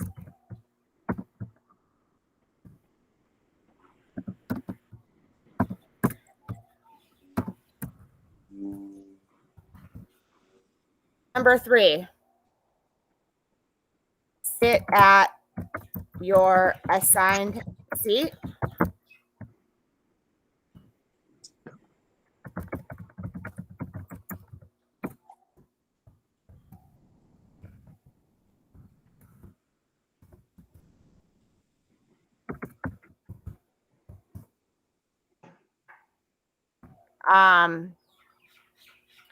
Do you guys use like do nows? I don't, but I should. Do you guys use do nows? What's that? Yes, I do. Activity, Okay. bell activity, that something that's on the board ready for them to go ahead and get started on while you take attendance. Do you guys do that? I don't anymore. Me neither. Because you know, we go out for our classroom and it takes a lot of time for them to get their computer set up and stuff. Yeah. My classroom, to tell you the truth, is kind of a free-for-all in the beginning. They come in but they all know that as soon as I say, okay, you know, let's get started, then they all, you know, in line. But until then, I'm very more relaxed style. But I'm high school.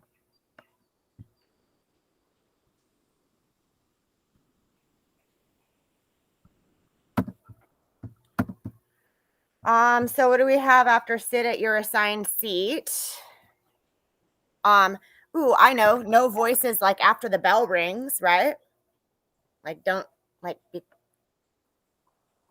speak after the bell rings.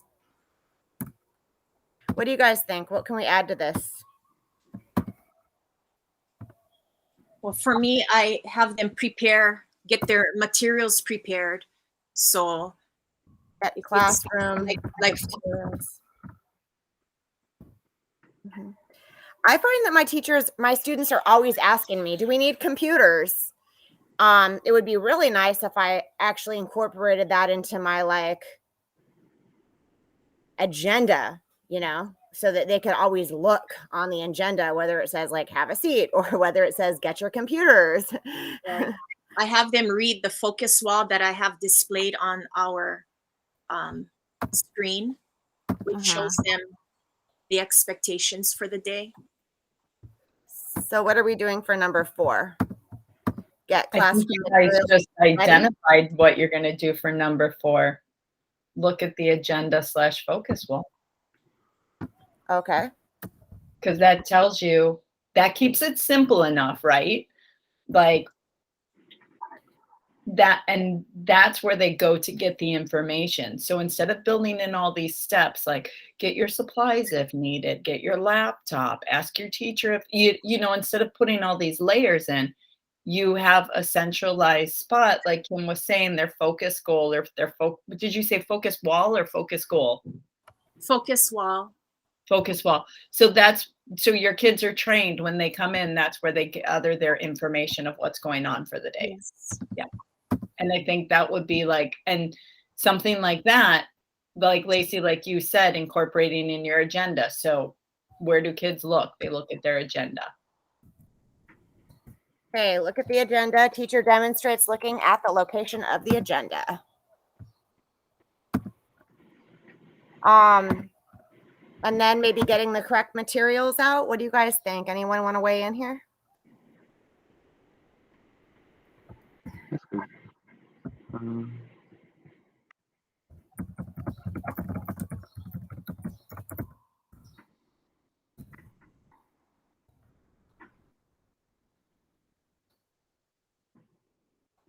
Can we just put something like be prepared to learn, or, just to like finish that part of it?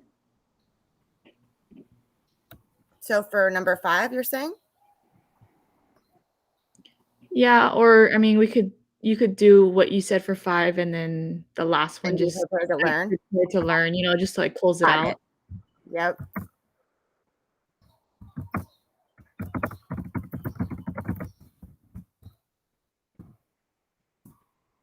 Look at the agenda. Get classwork materials prepared. Teacher demonstrates taking out a pencil and sharpening it, maybe? I don't know. Teacher demonstrates taking out a pencil and paper. I don't know. Feel free to weigh in, guys, if you like something, if you think I should change something. I'm just kind of getting it on there so we can look at it. Be prepared to learn. How would you guys say to demonstrate being prepared to learn?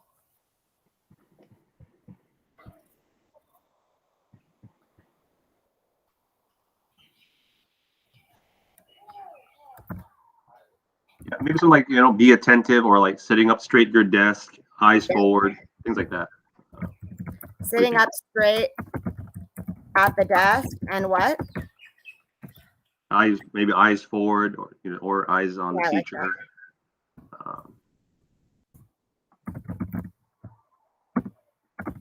They're not slouching. They're not, half asleep. They're wide awake. Things like that.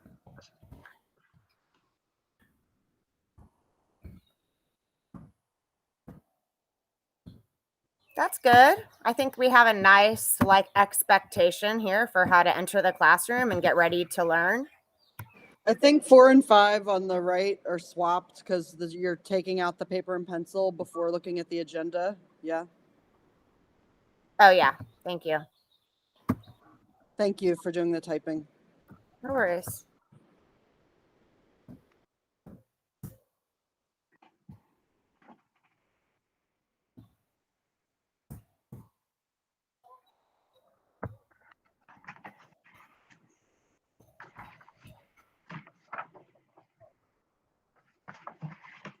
Perfect.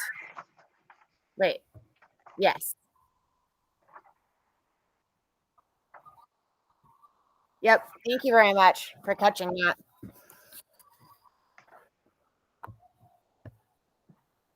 Entering the classroom. All right, we did it. Anyone have any other feedback on that?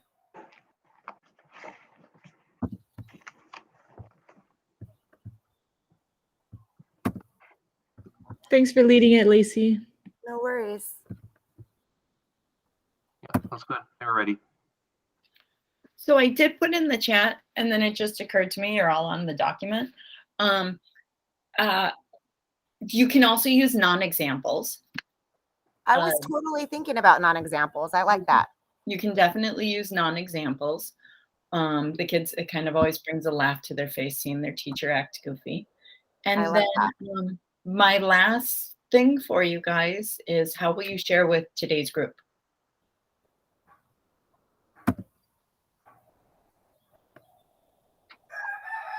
You're welcome to have us do stuff. You're welcome to, you guys make a little skit. You're welcome to just somebody share your document of what you have typed in.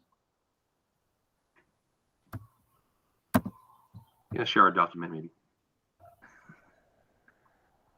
Yeah, I'm not ready to be on stage today. I agree.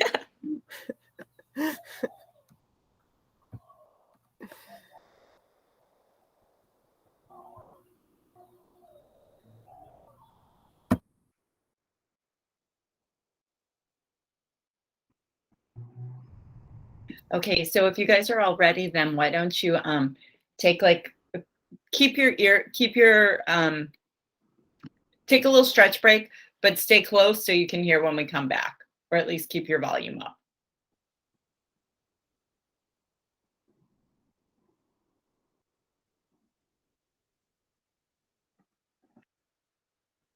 because we're going at this for a long time. This is one of our longest sessions.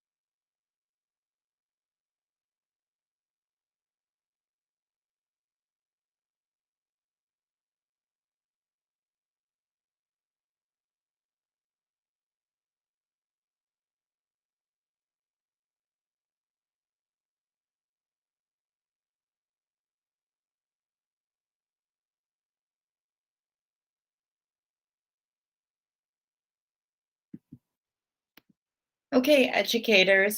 Jackie, if you could close the breakout rooms, and educators, if you could just come back in 2 minutes.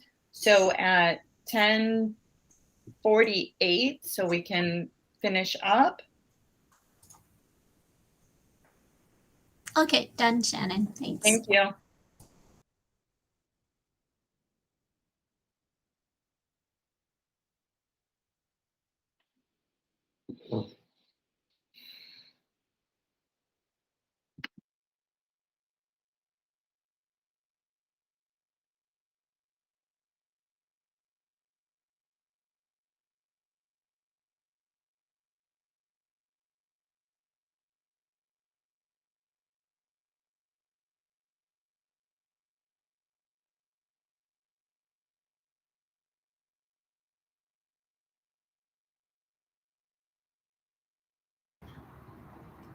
All right, folks, I think we're gonna do a quick 2-minute stretch break for anyone who needs it.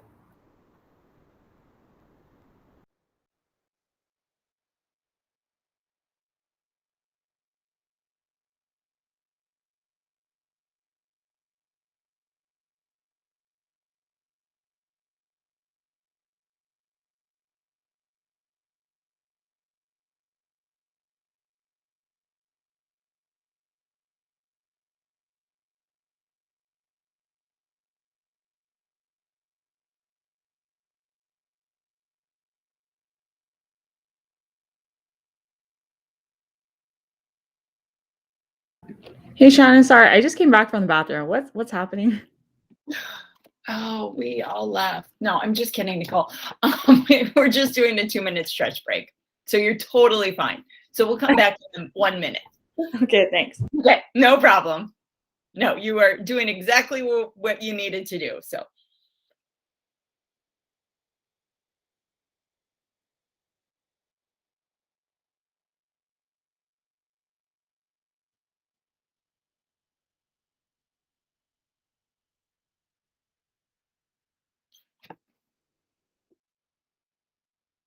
Okay, educators, as you come back, if you could just flash your camera for me or your hands up, your hand signal, that will tell me that you are back and ready to go. Thank you. Still have a few people we're waiting on. Go ahead and leave the hand symbol up if that's what you chose to do.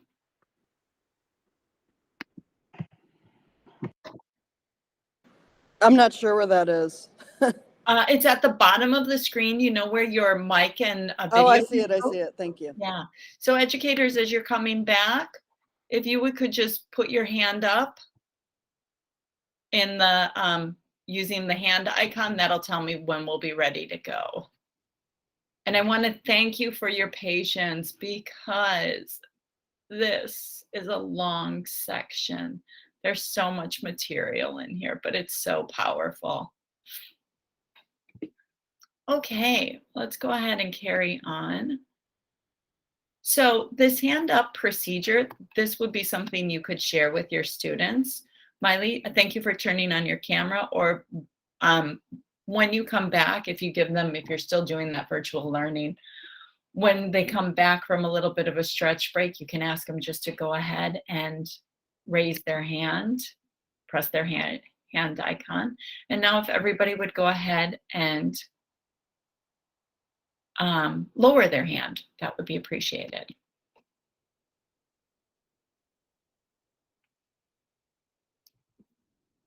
Thank you very much. Okay, who would like to start us off with teaching us a new procedure?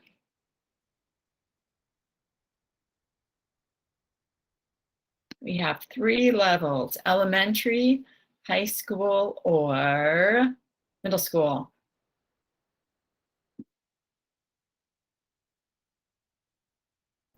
I'll go. This is for upper L. Okay, thanks, Kate. We decided to teach the procedure to return items. We originally thought we could do this for library books or computers, but we put it together so that this could be applicable to either. So to teach this procedure, we would model with a book or a computer, closing the item, make sure that it's closed properly, and then the teacher would do a think aloud. Okay, is somebody at the cart? Is somebody at the bookshelf? If nobody's there, then I can go. So then walk over to the bookshelf or the computer cart, because only one person can be there at a time right now. Then find either your shelf marker or the computer slot number and return the item. John, he suggested that we have a picture up to reference. So if it's a book, to return with the cover and spine facing out. And if it's a computer, to make sure that the charger is plugged in all the way and the charging light is on. So model, okay, looking at the picture, does my computer or does my book look like the picture? If it does, then I did it correctly. And then once you're done, immediately return to your seat so you don't have kids lingering too long. Great, thank you. Yes, the pictures are super beneficial.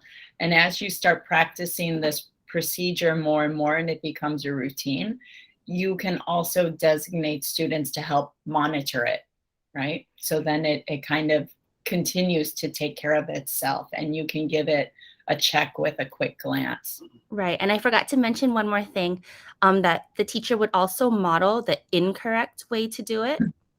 And then we would have a couple of volunteers to model the correct procedure, so making the corrections for themselves. Excellent. I like the fact with the computers, you're using the teacher to do the non-example modeling. Okay, thank you so much, Upper L. Okay, I don't, eeny, meeny, miny, mo, unless somebody speaks up, I'm going to. I should go for the high school. Okay, thanks, Nicole. So our procedure was it was simple, just entering the classroom.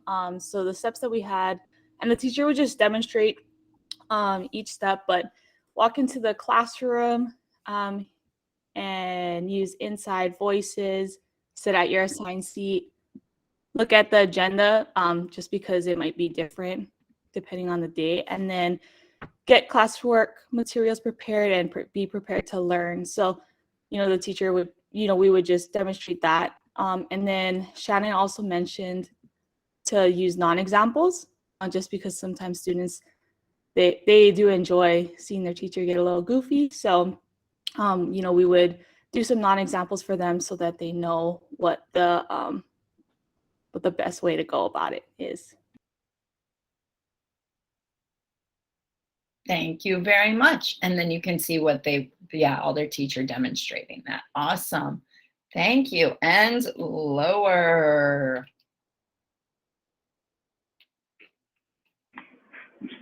Okay, I'll try. Okay, let me go to it. Oh, are you showing it up on your screen? I am. I'm showing it for you. Yes. Okay, okay. I gotta look at mine because it's too small. These glasses don't help me. Okay, I'm trying to find it. Oh, there we go. Okay, so this is a procedure for morning journal writing. So we say, number one, I say, take out your journal, open your books to the clean 2 pages, because they need both the left and the right side of their journal book blank. And then prepare your paper. They will have to write the date, 4 things: the date, a circle map, a blank circle map on the left, and then a title on the right, and their writing prompt would respond to the writing prompt would be under the title on the right. And then walk them through by asking, we have the discussion about what the date is and the topic of the day. Then step 3, read the prompt and complete the circle map.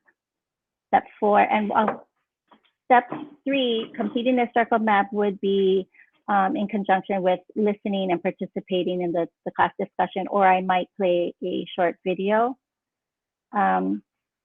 And then step 5, complete the journal on your own. And this is where they're doing it completely on their own. Teacher walks around and gives a star for completing the 4 components. So every day it's a different journal topic. And so I tell them it's a different color star every day, and they get excited about that.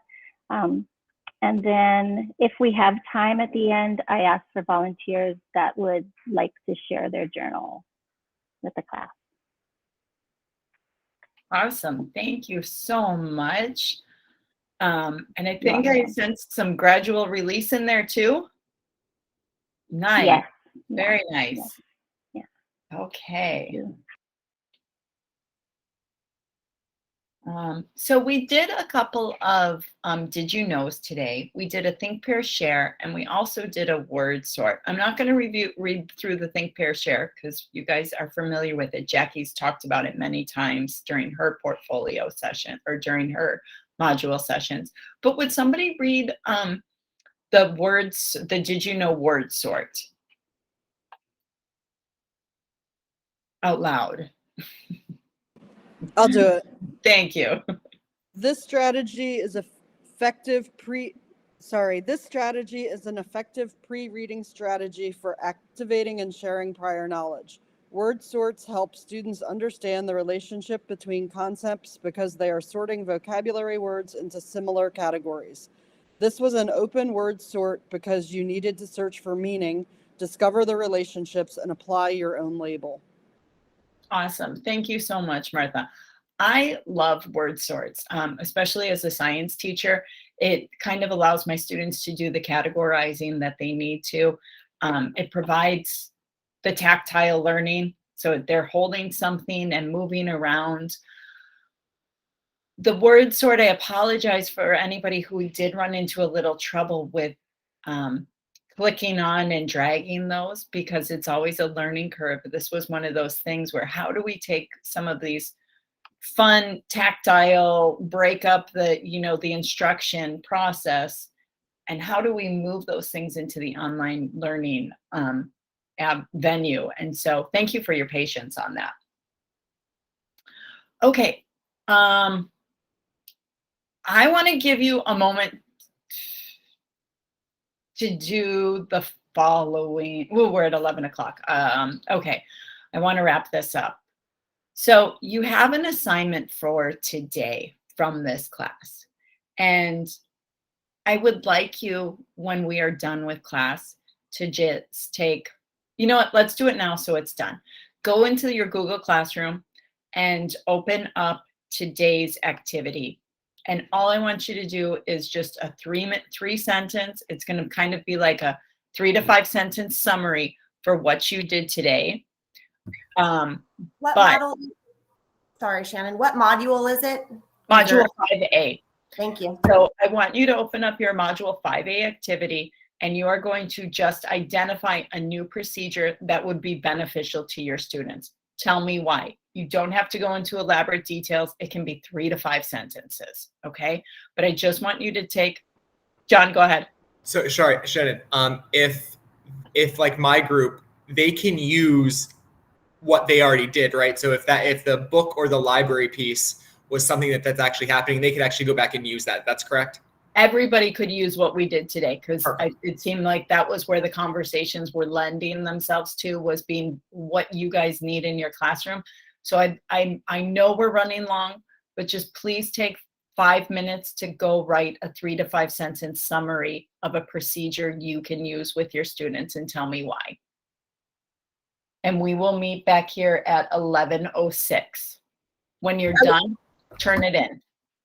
Are we writing this in like a separate Google Doc, or is there a place for us to write this? So let me see if I can get over there and share it with you.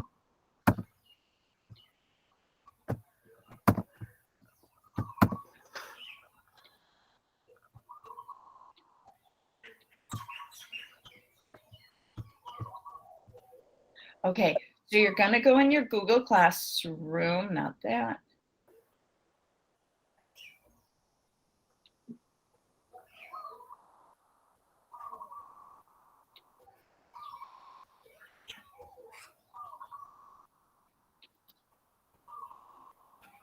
You're gonna go in your Google Classroom.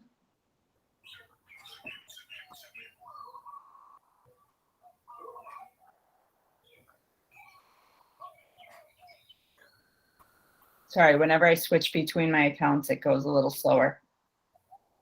You're going to go to classwork.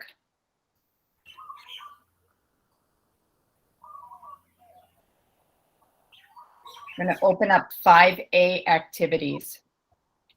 And I'm going to copy the link and post it in the chat box for you guys.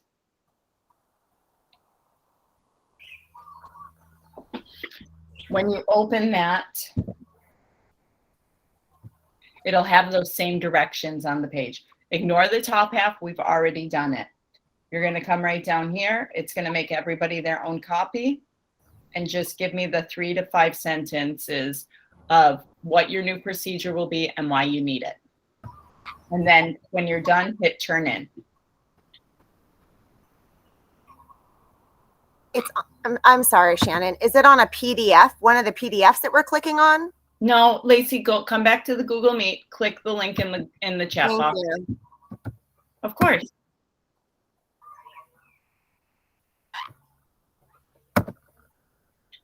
Oh, it's on our homework assignment. Got it. Mm-hmm.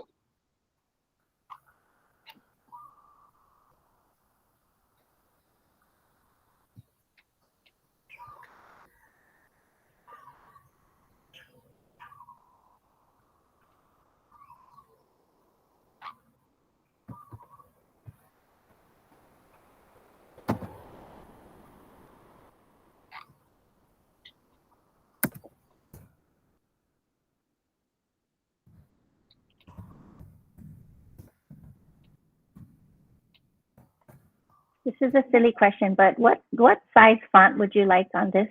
Is it whatever it is? Okay. Yeah, Like 11 or 12. It's all good. If you make it 20, I'm fine with it. If you make it I pink, know. I'm fine with it. Okay. Pink will get you more points.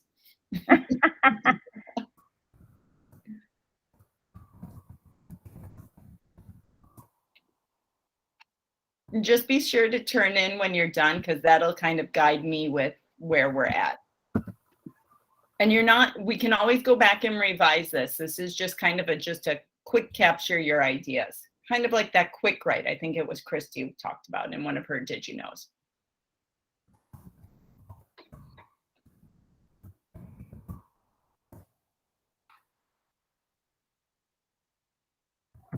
Thank you, Kate. Thank you, Christine.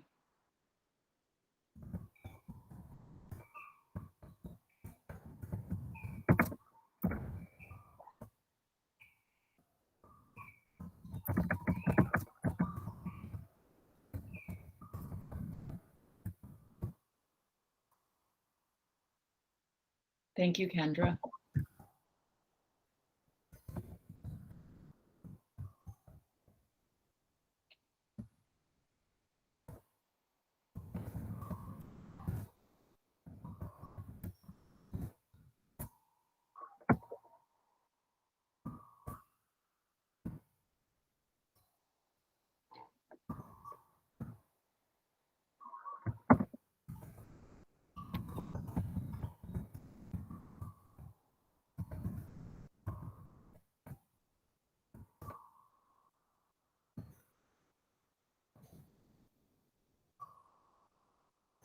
It doesn't have to be lengthy. It doesn't have to be wordy. Just a new procedure you would like that your kids could benefit from. Thank you, Nicole. And why? Mine would be my new bathroom procedure. Why? Because I'm tired of kids asking me to go to the bathroom throughout the class. Okay, thanks for letting me know, Crystal.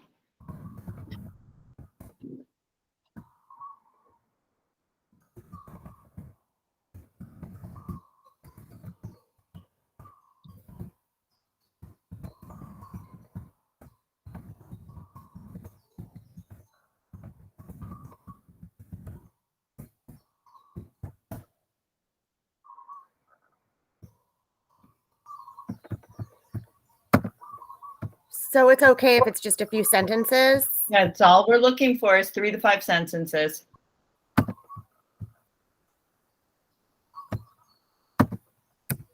Yep, so just, and I'll explain why in our next component. Okay. And you want us to turn it in? Please.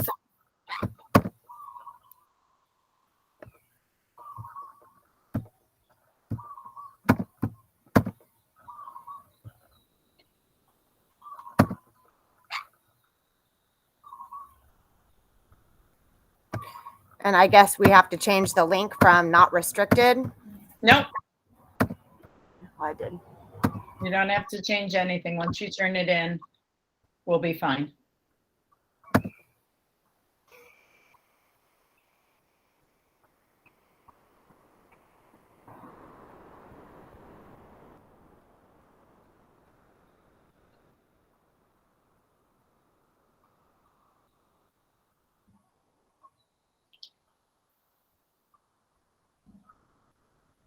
Gordon and Miley, are you doing okay? Do you need a couple more minutes? I turned mine in, I believe. I think I just. Okay. Did you get mine too? Sorry. Let me just refresh my screen. It was not saying it was. There we go. Miley's is turned in. And Gordon, yours is not turned in, but that's okay. You're done? Yes. Okay, cool. All right, let's move on. Let's wrap this puppy up. Okay. So thank you for taking the time to do that. The reason why I wanted you to do that is so you could just kind of wrap up today's lesson or today's module and kind of process a little bit. And it's a fast process, but process some of what we've been doing. And the reason I really wanted you to do that is because 5A and 5B are connected to the portfolio. There is a portfolio entry for this module.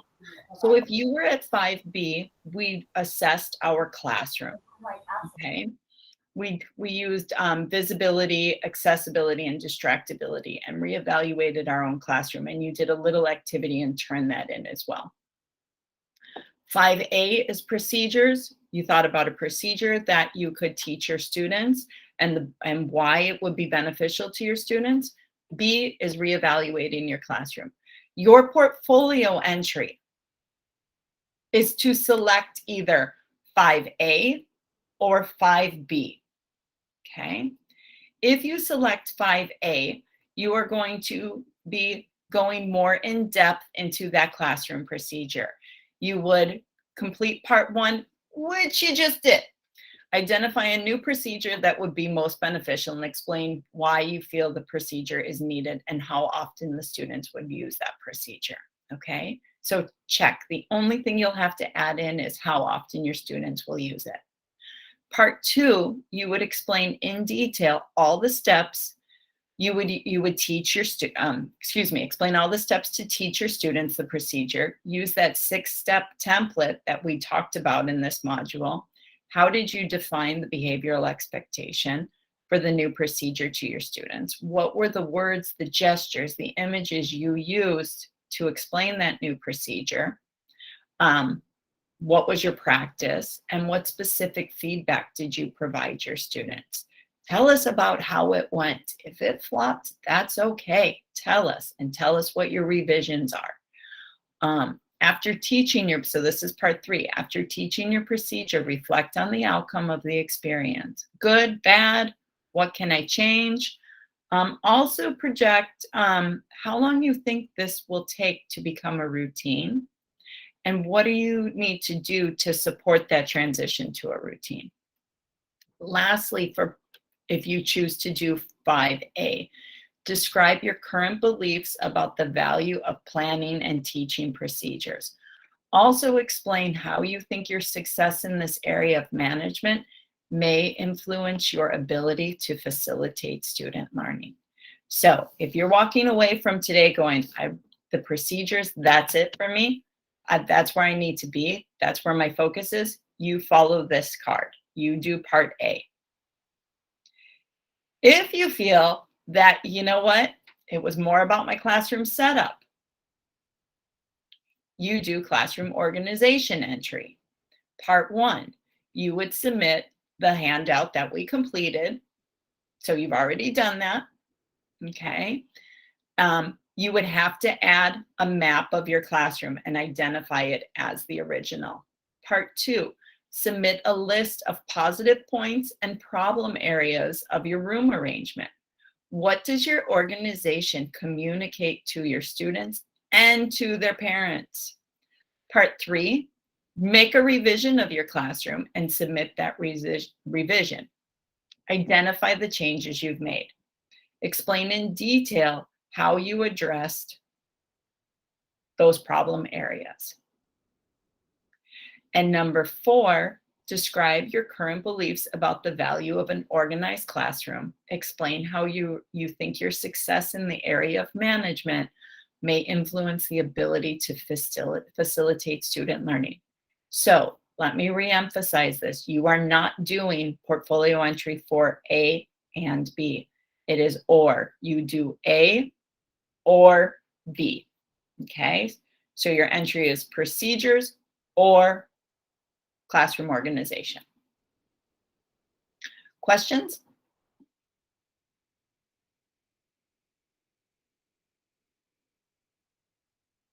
It's a lot of processing right now, I know. And everybody gave you like all this false hope because all of our sessions have been only going 1 hour and you're like, oh, this woman kept us 2 hours plus. Okay, I'm going to move on if there's no questions. Okay, let me repeat it one more time. You don't have, you choose A or B.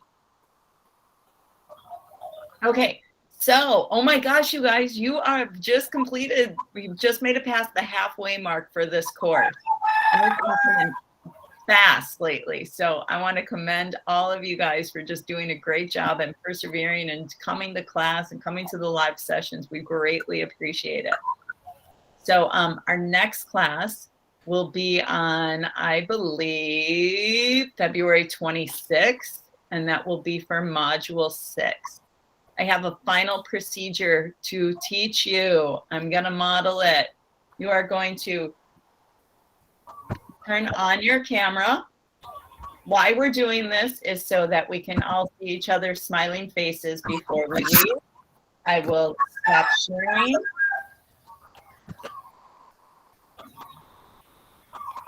We will turn on our cameras. We will wave goodbye, and you will go have a beautiful weekend. And we'll see you on the 26th. Bye, everyone.